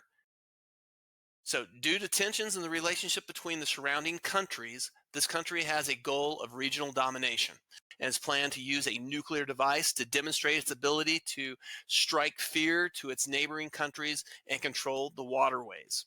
Allied forces backed by NATO and the UN, have conducted a strike on the airbase. Well, this is what his intent is: to conduct a strike on the airbase to capture the enemy red-handed with nuclear material before a launch of a nuclear-tipped Scud missile is possible. This is a time-critical mission to secure objective Panzer, and this will be done in 4 phases of the operation. So now we haven't developed our plan of how we're going to do this, but we're seeing how we fit into this. Okay. So now friendly forces. So we have friendly rotary ISR or surveillance, conducting recon, eyes on high value targets, air defenses, and hostile units. Okay. There'll be a Tomahawk strike on the early warning radar and power stations. So why are we doing the Tomahawk strike? We want to blind them. So that's going to attack the air defense units. So hopefully those Tomahawks will take out their radar capability for the SAM sites, take out their power supply so they have no radar, take out their power supply so they have no power to go into power generation. So in essence, we blind them for the airspace, so we can at least do that. We're also going to conduct an airborne drop to capture the airfield. Now, this is different from doing an air assault. Air assault would be using helicopters to transport, let's say, 20 or 30 guys. Well, this is an airfield, so we need to secure the airfield from the enemy. So that means we're looking at a ranger, let's say a battalion. So we're looking at about 6, maybe 6 or 7 C-130s that are going to be pre-positioned over the horizon. And when this operation happens, they're going to come in and they're going to drop troops. So if we backwards plan, in order for them to drop troops, we need to make sure they don't get taken out. If they don't get taken out, that means we got to take out the air defenses. We got to take out those air defenses. We got to make sure and start backwards planning. Airlift of Rotary Special Capture Teams, or RAT teams, are going to secure the Scuds and nuclear material. That's important. There's another task. So that's going to include transporting from point A to point B. They have a role of making sure the shit doesn't blow up and making sure that we have captured the right material and we have secured it. We need to secure the airspace to prevent any enemy aircraft from departing the AO. Now, why is that the case? Because once the first bullet starts going, the enemy knows the gig is up. So we don't want them to leave with that nuclear material because do we want to shoot down a cargo aircraft that has nuclear material as it flies over a city or a town? No. So we need to think about, okay, where is it going? Do we shoot it down? Do we need a fast mover in order to escort it and try to redirect it to a landing location? Or if it's not doing it, do we shoot it down? So those are going to be really critical information. So that's the phases of the operation. Critical items to think about is no destruction of nuclear material. So is this not just a go shoot the Scuds, boom, you're done? No. High value targets must be captured. The high value target is the nuclear material, maybe the scientists. If the transports departs, ensure a safe location away from populated areas and force it to land. Under no circumstance, and this is the key, under no circumstance the enemy aircraft leaves operational airspace. And this goes into a very important word: shoot down authority is authorized. Now, if you think about that, that could be transporting nothing but people, but we don't know. And at this point, at a crucial junction that he's wanting to do a nuclear device, if you see it go, then we shoot it down, right? So that's the commander's intent. So now we know what the hire is. Now, here's the situation. Here's the map. We see the lines with the X's, and that just means brigade authority. So we don't care what's happening to the north or to the south. Our operational area is inside that. We have phase line blue, we have phase line white, we have phase line green. We also have ships off the shore. Now, mind you, we're going to zoom in on this and we're going to look at this more in detail, but this gives a bigger picture. One person asked me one time, he was like, well, the air defense is there and so forth. Is there something that is, and yeah, there is stuff to the north and to the south, but what we're doing is we're creating a location that we have denied them the ability to shoot down our aircraft. So we've got other missions that are happening to the north and to the south that are a part of this big scheme, but we don't care about that. We care about what our mission is. Okay? So we also have routes on here too. We have MSR Gold and MSR Copper. So those are highways and those are roads, and those are kind of easy to identify it. And now we know that, oh, there's a convoy coming up at MSR Gold. So now let's go ahead and look in a little bit closer. How far away are our friendly ships? Okay, so we have a couple things here. We have a distance, 14 nautical miles from our ships to where the air base is. Okay, so that's definitely striking distance from any air defense unit that they have there that they can take us out. So that means we have to fly low.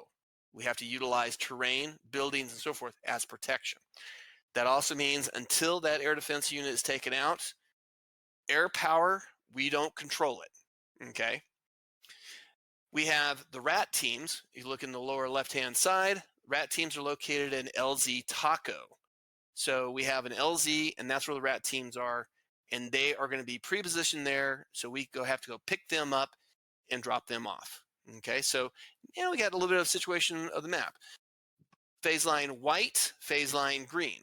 If we think about it, buildings are to the east of phase line green, so that is our best protection. Once we go beyond phase line green, now we're kind of in a cautionary or danger zone. And then phase line white, if we don't have their air defenses taken out, we're dead. So anybody that's in phase line white, you're guaranteed that you're going to be shot down. Okay. So now we have a little bit of situation on the map, and we're going to be looking at more information. You were asking about intel stuff, and we see that on this map, we have air defense stuff there. So the situation on the air base. Okay, so telling all your guys and giving everybody a heads up of what to expect. We have, we got an SA-19. It's a mobile SA-19. So that's on the east side. Last report we got was that. We have a SAM site near Alpha. We have a SAM site in Bravo. We have a SAM site in Charlie. Now, if you look at this, there's only one symbol, but we know that there's multiple vehicles and multiple stuff there. So for my example to you is I've got this stuff hidden on purpose. You can see this information on the F10 map. So you have it. So you can utilize that with your bellies that you fly with to say, hey, let's look over the map. Let's look over this stuff. But I'm not giving you here's where they're all located, because that would take the fun out of conducting a reconnaissance. So we've got the airfield. We've got where Bravo is, and we have drop zone rows. So for the airborne troops, that's where they're going to drop. They're going to drop in that drop zone. We know that objective pincer is located on the east side. We know that there's a power plant.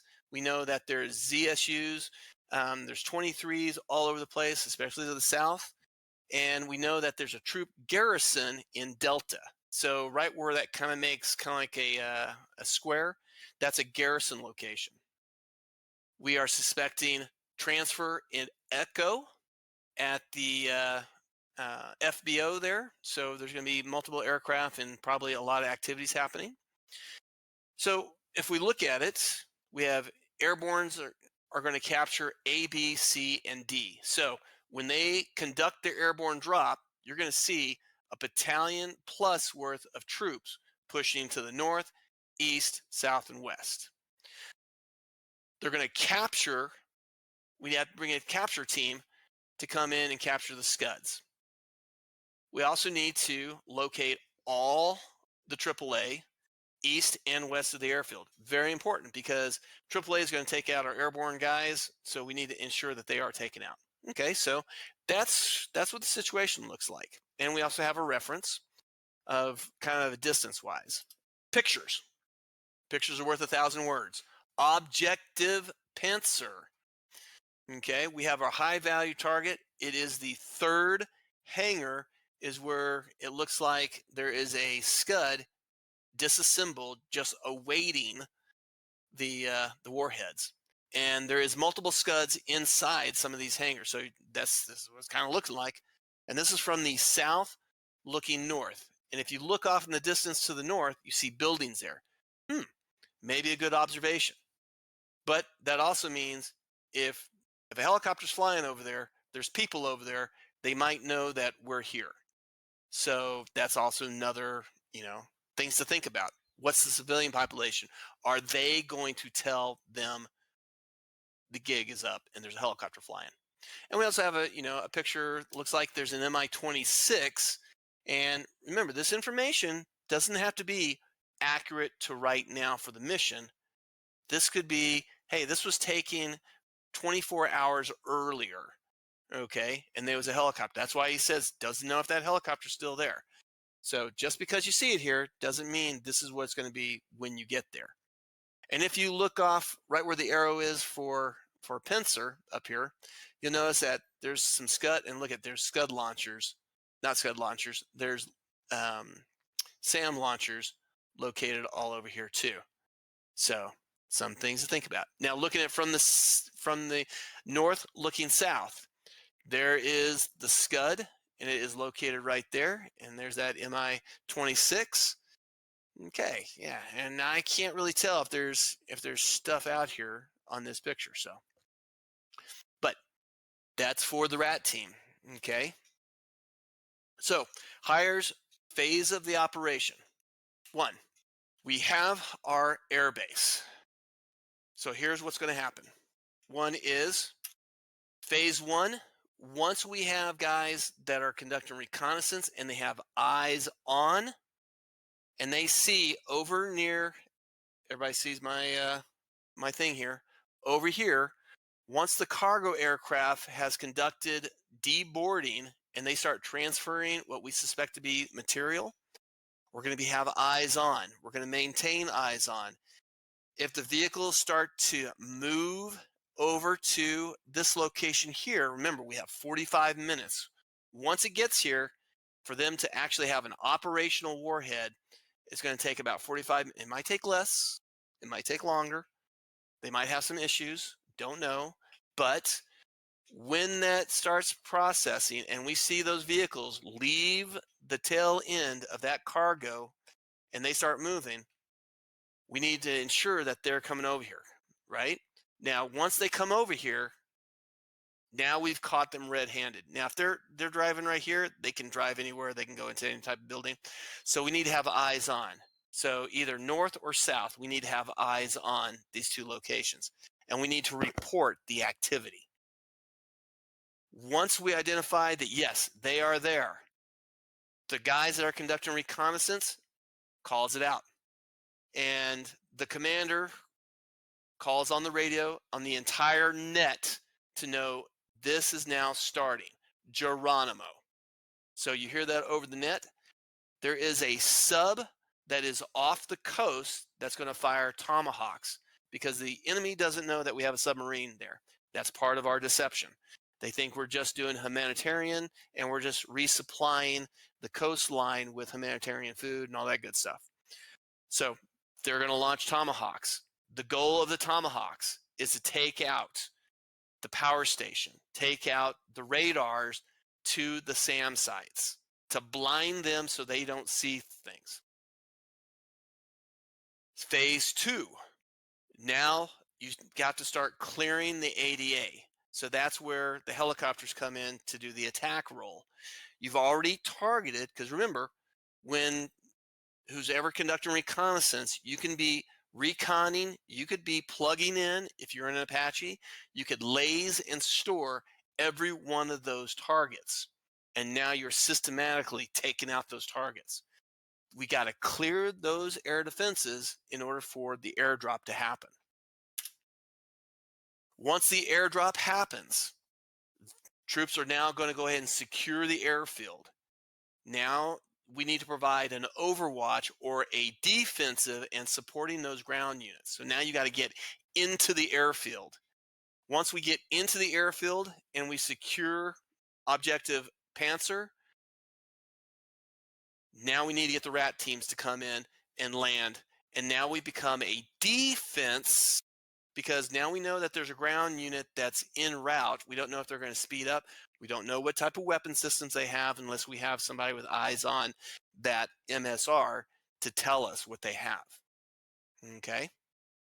And we will secure it and become defensive operations and then transport that material back to LZ Taco, be secured, analyzed, put on a ship, and let the UN do their business. Okay? So timeline. We have T hour and H hour. So T hour, 0 plus 20.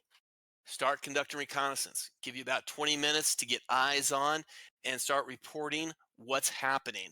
Okay? You get into that position. Now, we're expecting you to be there at 0 plus 20. Depending on how you want to plan your execution of how to get guys to where they need to be, that's something that you have to backwards plan. Oh, I want to go to here at this location. It's going to be 20 miles. Flight time is, 110. Okay, it's going to take me 10 minutes. It's going to take me 5 to start up. It's going to take me, and prep. Okay, I got it. All right, it's going to take me 20 minutes to get there. Okay, all right. That will work. If you're a little closer and so forth, you got to start backwards planning. Critical information. You got to get eyes on the location. You need to get eyes on where the transfer location is. You need to start making sure that where are they at? Where is the enemy at? Once you see the material arrive at the location, in other words, when the aircraft lands and you have identified that, hey, there's a cargo aircraft coming in and it's landed and they start transferring, now you need to say, okay, got to get eyes on. Those vehicles are now moving. Do I see them? Am I in a good spot? Am I not in a good spot? How do I know they're going to get to where they are going to be at?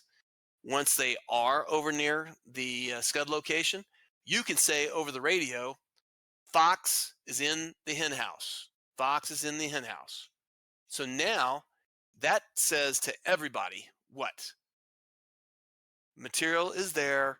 We need to start the engagement. So that is for the reconnaissance portion. Now, T times 0 plus 25, that is where your attack helicopters are all set in place. So a backwards plan for them. Once we analyze the airspace and stuff, we need to say, okay, this is where we need to go. That's where, hey, this team's going to be. This is where that team's going to be. You're going to use protection and you're going to be ready. And once you are set, then that tells the commander, okay, your guys are set. So he's still waiting, and it might take 45 minutes. It might take an hour. Who knows how long it takes? But once you say you're set and you're ready, now it becomes, okay, you're ready. You're just waiting on the go signal. H hour, that's when things kick off. You hear that over the radio.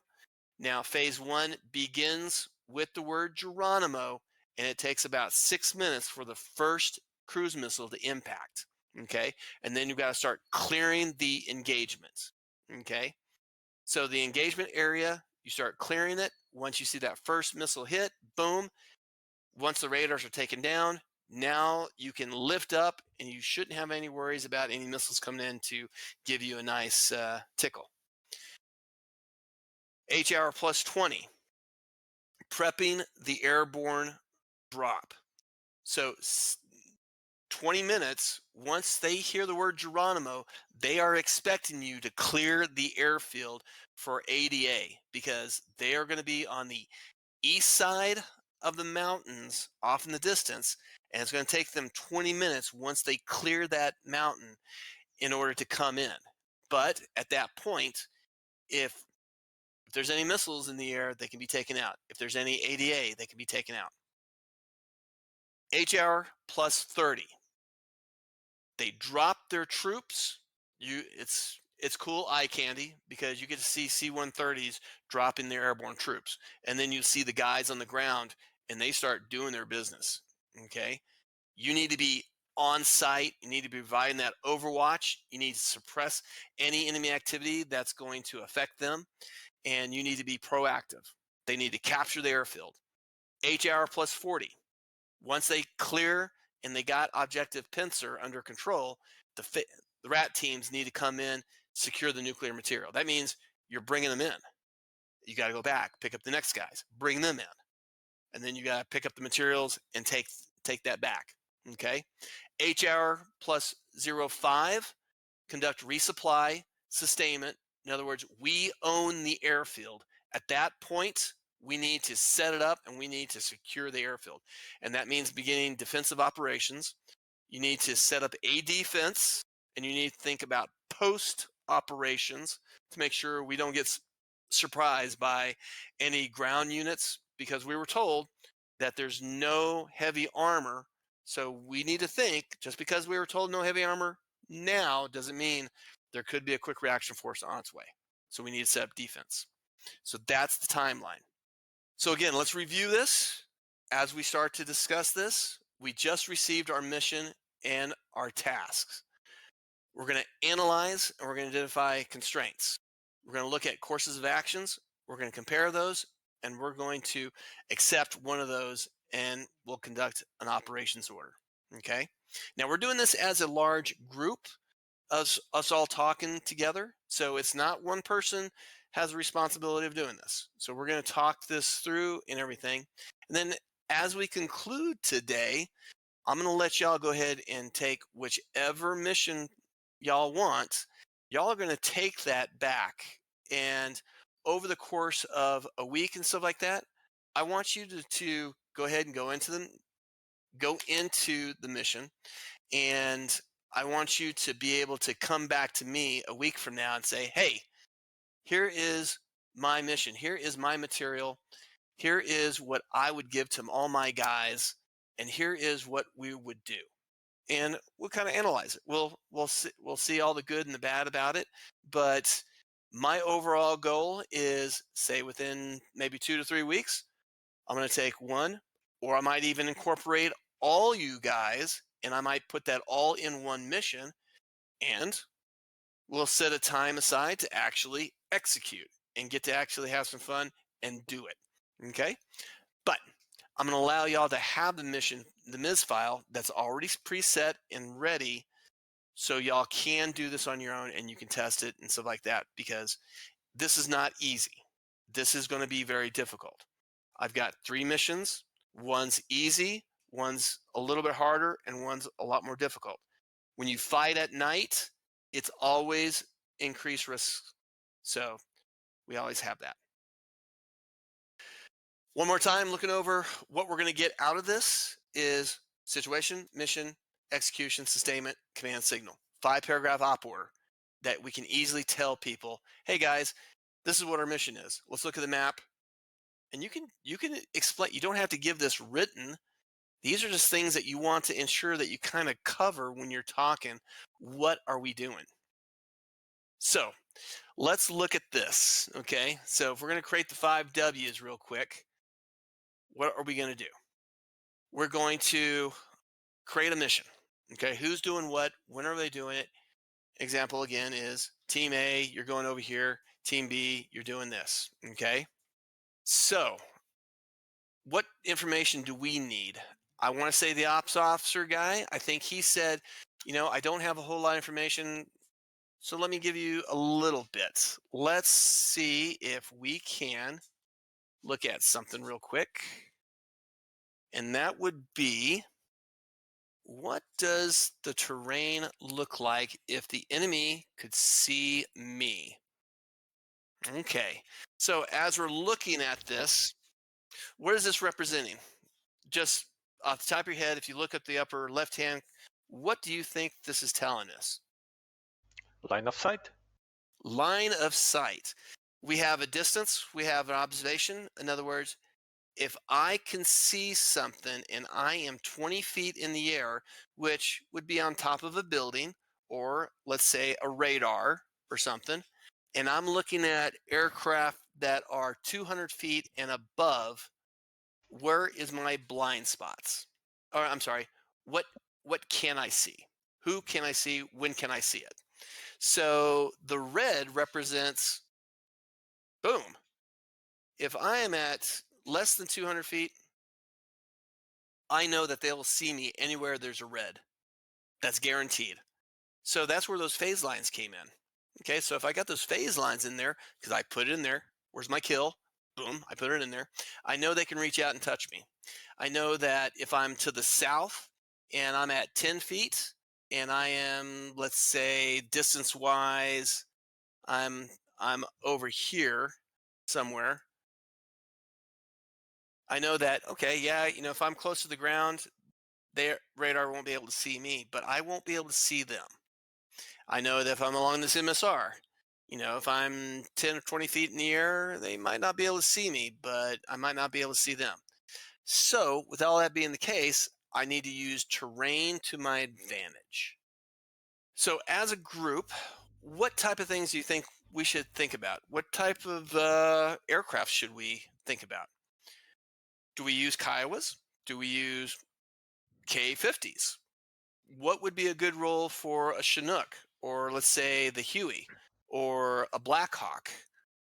Do we need fast movers to play a role in this?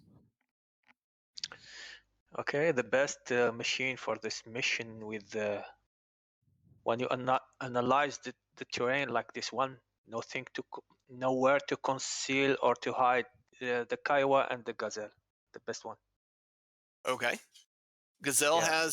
has a camera on top that has ranging and also has long distance focus, so he can see long range, right? Yes. Okay. So we have that capability. How about the Ka-50? Yeah, not that. Yeah, because that needs some elevation above the target area, and as you know, the camera it's the chin of the helicopter, so Mm-hmm. it's a bit exposed Okay. here. Okay. What about a Kiowa? The right tool, I think. All right. So the Kiowa would be one of the best tools. Are we all kind of in agreement? If we have anybody with a Kiowa that's in our group, we would have them, hey guys, I would love it if I had one or two Kiowas. So if our group has two Kiowas, how would we use those Kiowas? First of all, let's do a bill of backwards planning. We need to get eyes on. So maybe over in this area, Charlie November 37. Maybe over in this area, Charlie November 16. I mean, the range there would be 2 to 3, 4, 5 miles, probably 6 miles from here, maybe 3, 4 miles from here. This one over here might have great capability of looking at the transfer point. This one might have a great to look at the air defenses. Do we think about going down south? Maybe over here. You got buildings and stuff over here. So let's start off with reconnaissance first. Backwards plan. What's our game plan for reconnaissance? Okay, as deep operation, I probably avoid all the built-up area, so I try to go to the open area. And yes, I need to really analyze the terrain, because the building at the southern edge of the airfield that's block my optics. Yeah, it's a bit tight here. So maybe southwest. I don't know, maybe the Charlie November 26, because the range for the Kiowa 10 clicks to have a good lays in store any target. Yeah, that's Okay. grid square. So we see our distance here. It says 3 miles. So you could, in essence, from here, 3, 6, anywhere probably. I'd say probably the furthest away you want to be is where this lake is. Okay. So that's built up area. So you can hide behind trees. You can hide behind buildings. Okay. Yeah. What about to the northwest? What about any of this? We've got this intersection right here. It's kind of easy. We got buildings right here. That's Yeah, really close. Look how close that is. I mean, that's maybe 4, maybe 5 miles at the most. yeah. I try to follow these green patches of trees. I try to avoid at any cost the built-up area because I'm afraid if any something below me, and I'm not quite That's sure okay. about that. Mhm. And yeah, and I'm thinking about the sustainment. So I need some jump farm somewhere in. If you see that green area at the south west of the grid square, Charlie November 38, Try to the November north, to the north, 3 to the north, H. to the November north. 3 H Yeah, right yeah, there. yeah, yeah. Yeah. This green area, you see that? Yeah. Okay. If they establish a jump farm there, okay, for a good time, I can Okay. sustain observation from that little lake a bit south of that green area. A bit south, a bit. Okay, that's one. Or Maybe that. maybe I will establish OP there, observation position or something. Okay. Yeah. Do you have anything to protect you if they start firing missiles at you? Yeah, I try to stay between the phase line green and white. I don't have much option, I think, but I try to stay between these two phase lines. If even from the north or from the west, I try to stay high between in the green area or blue area, the Okay. lakes. So Do not know. what about others? Let's get some more thoughts. Would you Who else? recon CN35 area to see if that's a good location for obs? So down here. Yeah. If we look at our distance, that's pretty good. That's a pretty good ways distance. You're looking at, let's call it 3, 6, probably 9. That's probably 9 miles from right here. That wouldn't be too bad. And which you're talking about an Apache. What is kind of your distance that you can kind of identify things? Yes, Probably. he has right. Excuse me for that. He has right to establish observation position to the south of the objective. But I'm a bit concerned about the building because the building they will block my observation. This is my Mhm. main issue exactly. This is my main Okay. issue. I'd say 6-7 kilometers is good Okay. for So that means you got to get a little. engagement. So you got to get a little closer, Yeah, but but it you might. can, if you can find a place that's got cover, Mhm. you can remote fire your Hellfires Okay. and just get in to a safe position, if you know what I mean. All right. So range for the Hellfires, you're looking at about at the most maybe 8.5 miles, right? Yeah, yeah.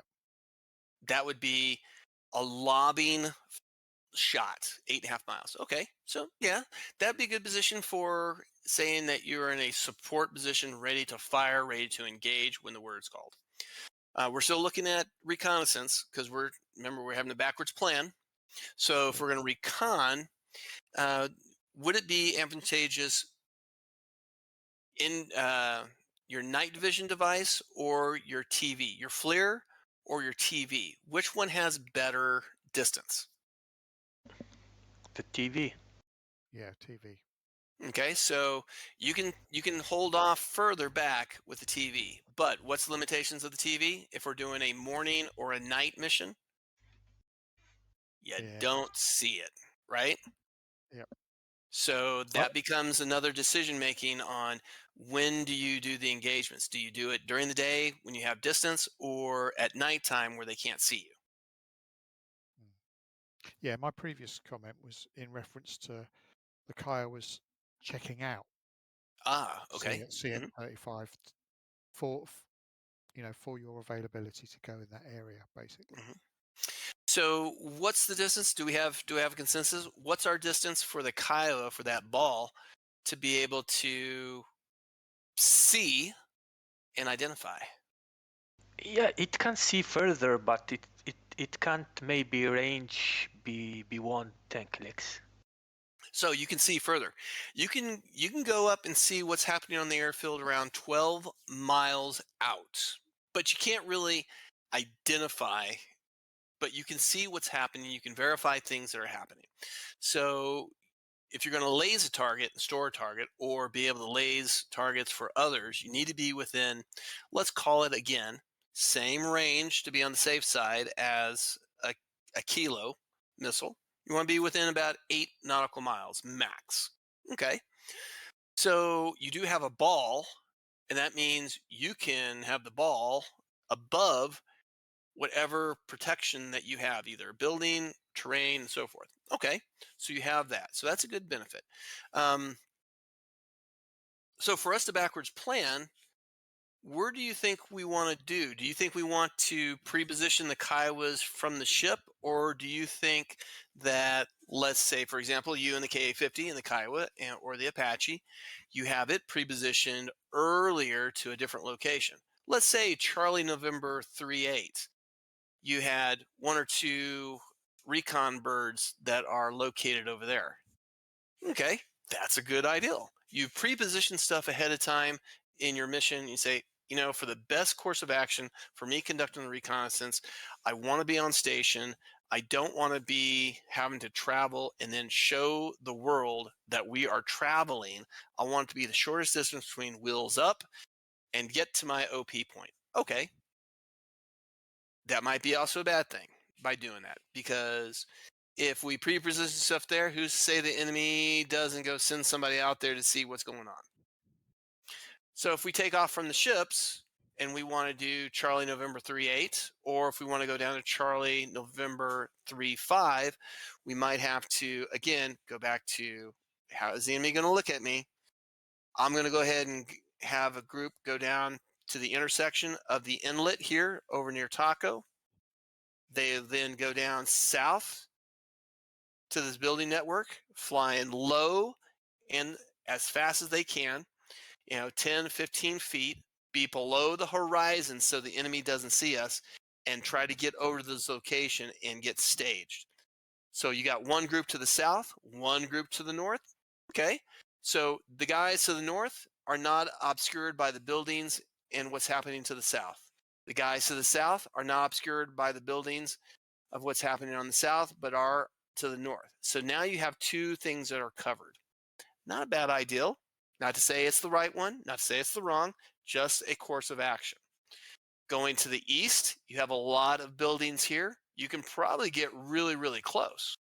So if you had 3 scouts, that might even be even a better thing. In other words, one scout gets eyes on to the north and has eyes on the objective of the transport.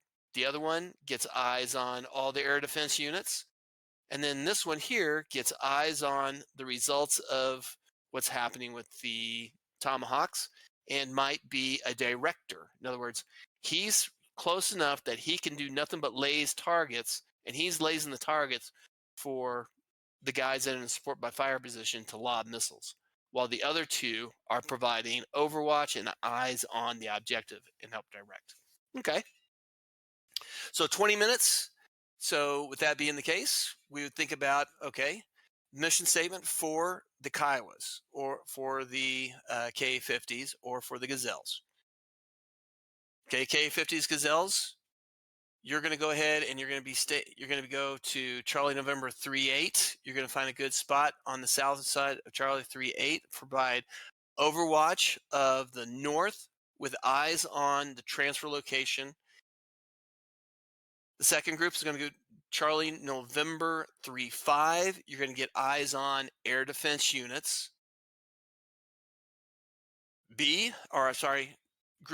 Recon group C is going to go to Charlie November 37, and you're going to be located along the south portion of the MSR, and you're going to provide targeting reference points and TRPs for ground units and support by fire units to engage targets.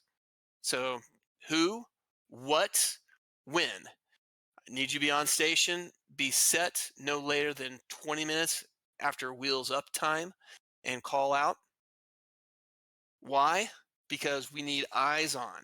Okay, so the 5 W's, boom, right there. You can do a route, you can do all sorts of stuff for them. Okay, what's the follow-on? The follow-on is once phase 1 is completed, both Charlie November 38 and Charlie November 35, those two reconnaissance are going to push forward and provide target acquisitions to destroy all the air defense units. So now you have now closed the vice grip after the Tomahawks came in, because now you are protected from a distance with the missiles. Those missiles are no longer a factor, so now you can get close in. You're not going to get onto the target, but you're going to get in and you're going to start targeting. Boom. Once that happens and we destroy all the targets located there, now you can provide an overwatch to defend against the outside or set up a defensive perimeter.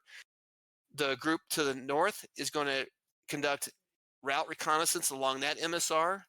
The one to the south is going to do the south portion of copper and gold. And then the one that is in Charlie November 27 is going to keep eyes on the objective. So now we just did a full follow-on tasking. What they're going to do, what are they going to do, what are they going to do, when are they going to do it, and so forth. And you can go into more detail on the coordinate instructions on the communication. Let's talk about attacking unit.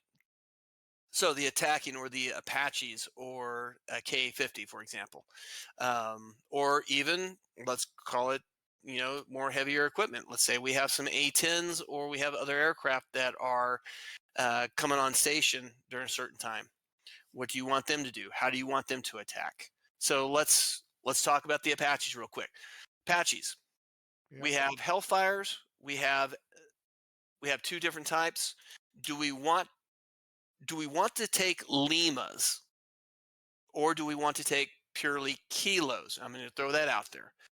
Give me a course of action for my attack helicopters. What would be good? What would be bad? Should we take Limas?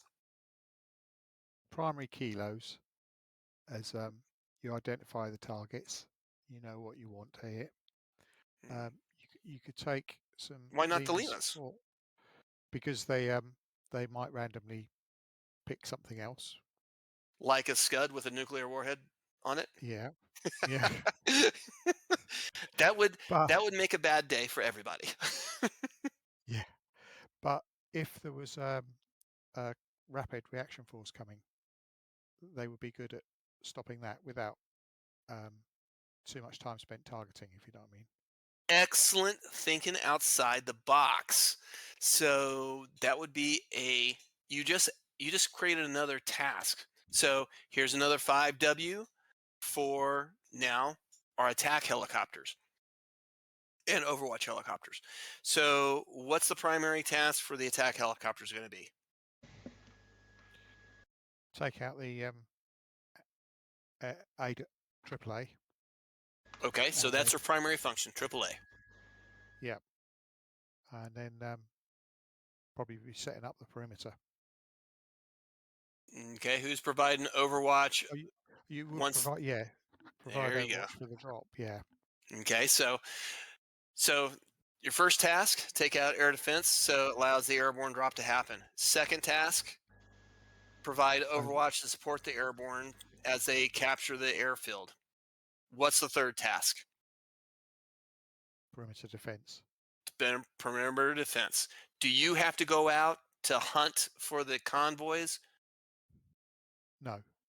Right, that is correct. So you just got 3 tasks from this one mission for the helicopters. 3, and they're unique tasks. You got to do one to get to the next one to get to the next one. So how would we set that up? Okay, so Rich, you've already said some stuff. Let's tag another person. Okay, the one that was talking about ops. Talk to me about support. Support by fire or attack by fire. If you had, let's say, 2, 3, 1, what would you kind of think? How many attack helicopters would you utilize for this operation? Platoon of 6, 3 teams of 2. Okay, I think a platoon of 6 helicopter broke down to 3 teams of 2, taking battle position, supported by fire, attack by fire from the north and the west and the northwest, maybe south. Can lock Okay, down I the hear you. area. Yeah, Mhm. they So can lock on down the this, area. so on the south side, there's very little protection. But once we secure the airspace from the air defense, we might say, okay, guys, so they are set up in Charlie November 1-6. They are protected by the buildings. Once Geronimo hits, air defenses are out. They push to a battle position, let's say to the south. And then 1 pushes up to a battle position to the west. So you have an L-shaped ambush engagement. So the guys to the south over here, that's right where you see the word MSR copper, they go ahead and engage targets. The guys that are to the west can push through the targets and they can do cleanup as they're pushing through. So in essence, you're destroying the targets as this group comes in here and starts conducting cleanup. Your Kiowas providing, lasing for them, so they can just fire. They don't have to even target it themselves. They can go ahead and target and secure as they're flying over. So now my task is, okay, set up a battle position once you hear the word Geronimo and the air defenses are down. Team A is going to go to Charlie November 2-6 on the north side, and you're going to push from west to east. You're going to completely cross over the entire airfield.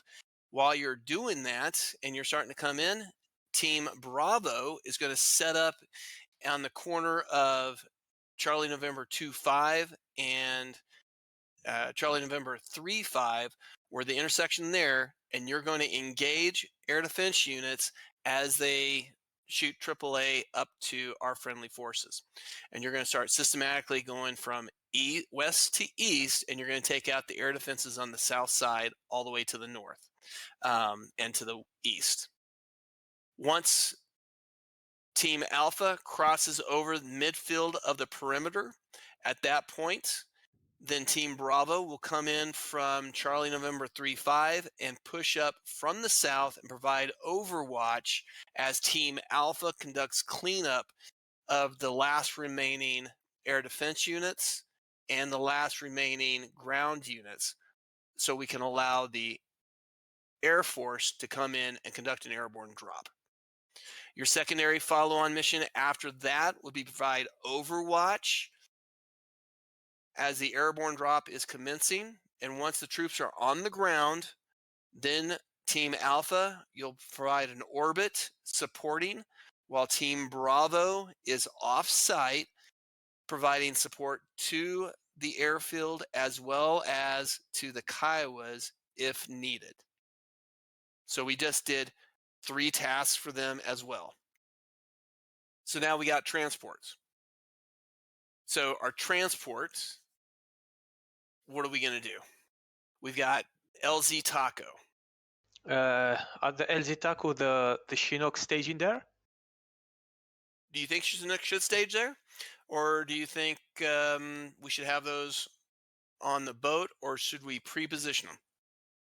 Oh, the boat more safe because already our team, special capture team, are already an HVT, so we keep them secured at the boat because the Chinook are able to go all the way to the objective pincer, no problem.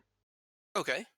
Yeah. But for this scenario, the scientists and the rat team are located at LZ Taco, so we got to go pick them up over there. Okay, so RV at Taco to pick up the special team. Okay. They could launch at the same time or just after Geronimo, couldn't they? To get to Taco. That, and then that would be a good plan. And then wait until the airfield has been cleared. I mean, it wouldn't be a long run from there. It's only 14 miles. So if it's only 14 miles and let's say we're Chinooks, or let's say we're even a Huey. Huey that flies, let's say you're doing 85. Let's just say you're going fast. It's 100 knots. So if we're going 15, it should only take about what? Maybe 7 or 8 minutes once your skids up to get over to objective. Yeah. So from Taco? From Taco? Mm-hmm.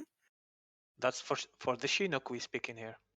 Okay, yeah. Or for Chinook, how long would it take if Chinook's going to haul butt, let's say 150, and it's going 15 miles?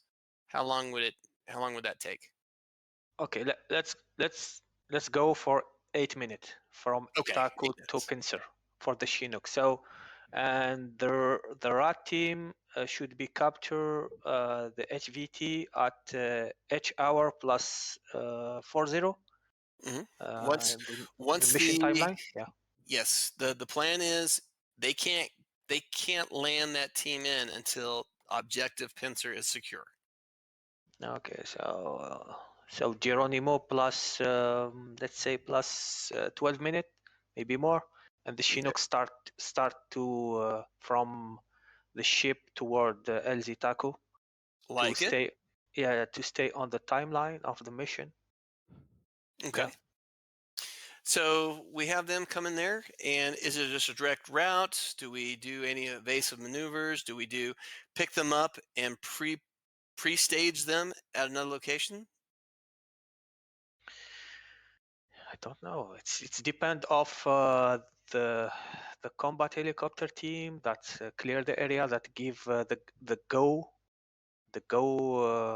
mission, the go order. So now we're adding something in there. We're adding additional coordinated instructions. So the coordinated instruction might be when the airborne team is down, they've crossed over objective Panzer. That's when the Overwatch unit or the Apache could say, let's call it Fox in the Hen House, Rooster, go. So that would be over the radio, coordinated instruction. Once you hear Rooster go, that would be a sign for the rat team to be transported to the objective. Yeah, the Overwatch team that's need to give the go or no go call for the Chinooks. Like it. Yeah. And then once we land there with the team, now we might be able to pick up all the rat teams there. There's 3 of them. They might all fit on one Chinook. It might take 2. We'll have to transport them, but then there you go. You can do that as well. Spread your eggs. Spread your eggs out, right? So, execution. Who's doing what? We've already discussed that. Look what we just did. This is just an example. Team A, you're doing this. Team B, you're doing this. Team C, you're doing this. Team Echo, you're doing this. Or different call signs and so forth. So it's the execution. We talked about all that. Coordinating instructions. We actually added some more stuff in there. We said, hey, once Geronimo hits, boom, they're going to go ahead and do their business. I want you to start to get ready to fire. You've already laid your targets. I'll tell you when. You're going to clear the airfield. You're going to push up. You're going to supply Overwatch. You're going to You're going to be on the outside checking out the routes. So we talked about all these coordinating instructions. Keeping it as simple as possible is a key to success. And conducting rehearsal and briefing is the part of the meat and potato of any mission. And it can also break it.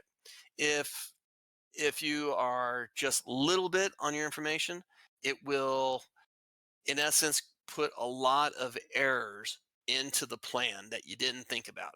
We just said, hey, when are the Chinooks going to go fly in? Oh, well, they need to know when it's clear. Oh, well, we need to tell them when it's clear. Oh, how do we tell them when it's clear? Oh, well, when the troops cover that portion, then they've cleared that objective. Then that'll be clear. I will provide Overwatch. I will see that. I will then tell them. So now you've done this coordinated instructions. Example right here is just another example of coordinated instructions. Team A, you'll need to be at battle position Alpha 1-3, no later than 1505 with eyes on the objective. Team Bravo, you provide Overwatch for Team Alpha to the south ridgeline. Team Alpha will also spot high value targets and relay that target to higher. If you hear the word Militime, you'll be directed to egress to the east while Team Alpha provides Overwatch for the Team Bravo during the assault. If Team Alpha sees air defense units or ADA to the north, they'll call Jackal. And that means, hey, we all need to bug out. He'll call that over the net. He'll suppress the air defense team, allowing Team Bravo to egress to the rally point. When Team Bravo crosses phase line Foxtrot, Team Alpha will break contact and rejoin Team Bravo. That's coordinating instructions. So by saying that, who's doing what, when are we doing it, and so forth, part of the execution phase of the mission. And that's what we just discussed on this example, is who's doing what, when are you going to do it, and so forth. Sustainment, you already talked about, well, if I have a fuel point that I can get fuel within, just a couple of minutes, I can land, get fuel, come back up, land, fuel, come back up. That would be great. I would say located over here. Boom, yes. Transporting the transport of troops. Hey, let's not put the Chinooks so close that if they hop up, they can get hit by a missile because they're within range. Okay, let's put them on the ship. Okay, sustainment. Good stuff. All right, talk about command and control and signals. When we talk about that, we're going to be who's doing what, on what radio, what frequencies are we using? What's our codes? We talked about Geronimo. I just used the example of Miller time. I used the example of Jackal. Having that stuff over the radio and everybody understanding what it means is just like phase lines. Hey, cross the phase line Alpha. If I know where phase line Alpha is on the map, I know where you are. I know what you're doing. Cool. Hey, call Geronimo, Geronimo, Geronimo. Okay, I know the missiles. I know we are starting the engagement. Timelines, part of command and signal. At 000, that's when our start point to our rally point. At 0 HR plus 24, landing at Hot Dog, at LZ Hot Dog, pick up troops. At HR plus 105, the artillery starts pounding target reference point 001 and 002. And then HR 1 plus 25, the 1st Battalion crosses the phase line to phase line Delta. Those are just examples of command and control and signals, and we have those. And this is just an example of like comms page that you have on an e-board.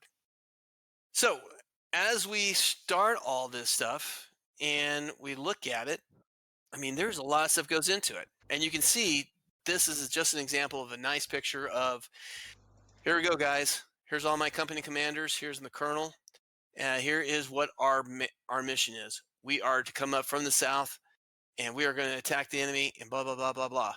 And everybody has their piece of the pie, but they are not told in detail how to do their piece of the pie. That's where they formulate their plan and give it out to their guys. So in DCS, we can do the exact same thing. It doesn't have to be an ad hoc right there on the fly. We can actually have a great mission that we put in a lot of thought to, and we can see the success and failure and just the challenges that that it can bring. With all that being the case, that will conclude doing the pre-planning of a mission and using the military decision-making process to create a plan. We just analyzed it. We just created courses of action. We just compared. We just did say, yes, this is what we're going to do. And now we've created our op order to conduct that just by us looking at the map and discussing it overall. Okay, sorry, I need to just be sure about one thing here. You just said there is artillery pieces to fire, Mhm. or you mean the NGF, the naval gun fire, Oh, that could be naval gunfire as well. So, directed by Kiowa? oh, well, think of it like this. Okay. So in your coordinated instructions, you might have, and I'm going to go to a we're going to go to the picture of, let's look at, let's go back one, let's go right here. Okay, so these symbols right here are field artillery units. I'm just having them in there. And this is a rocket battery. And this is, let's say, 105s, 105s, 105s. Okay. Mhm. And you have all these TRPs. And you have this TRP here, and so forth. And you got TRPs all over the place.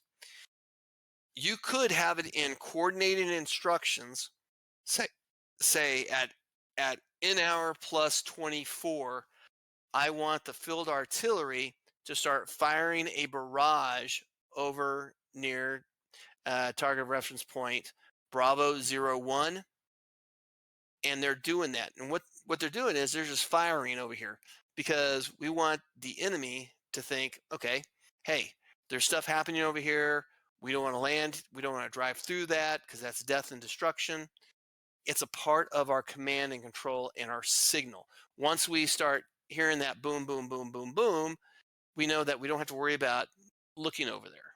Or we want them to do that because we're going to cross, say, that line where the enemy is, and we want their heads down.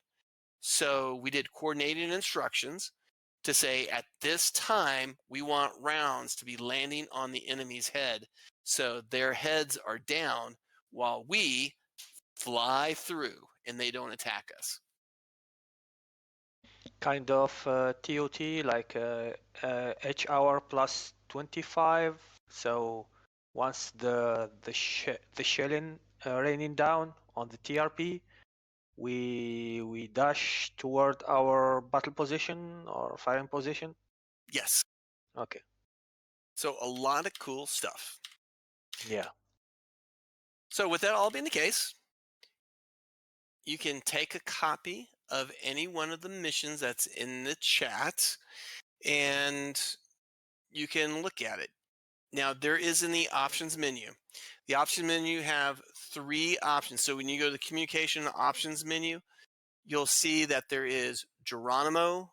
There's also for the airborne drop, and there's also enemy is aware. So you can try it out in different aspects.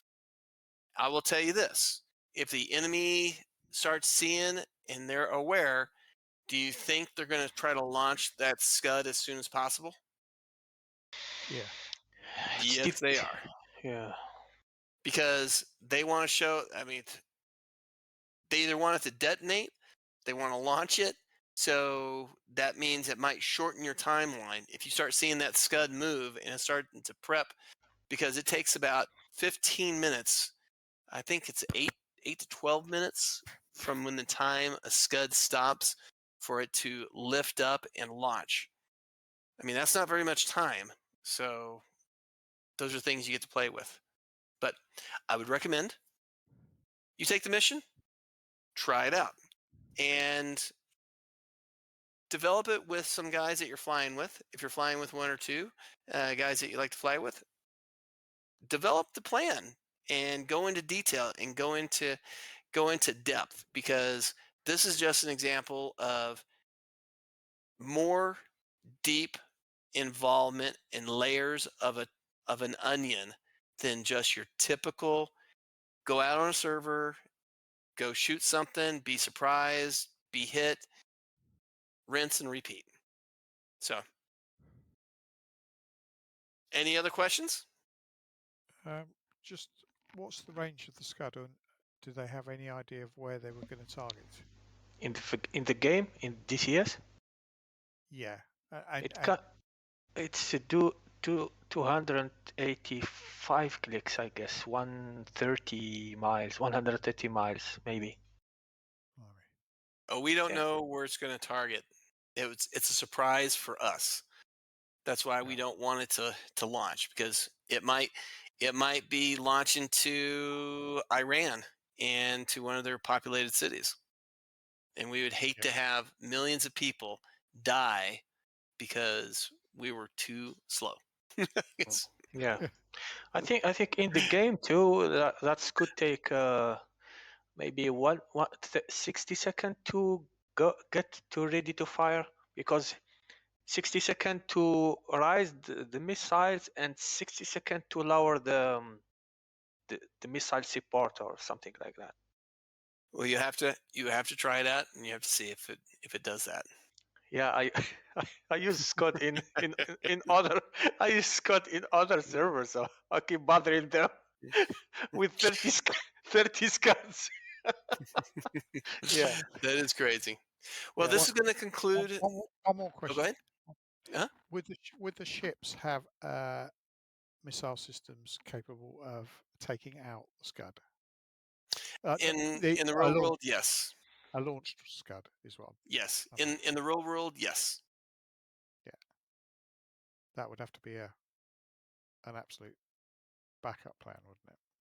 Yes, that would be. But this is really challenging. This is also a challenging session, because this goes into more than just the simple DCS hop in your aircraft and go blow something up. It's a real world scenario that makes it to where you're really having to use tactics and maneuver, coordination, and pre-planning to really be successful. You can't ad hoc this on the fly and be successful. So this will conclude the Rotary planning session. So you can review this anytime, and the missions on this will also be located on the resource section in Tactical DCS, so you can download any one of these to try it out. And the eye candy alone is really cool. Once you secure the airfield and the airborne drops happens, you really have a sense of, wow, you're really a part of something bigger. But a lot of cool stuff.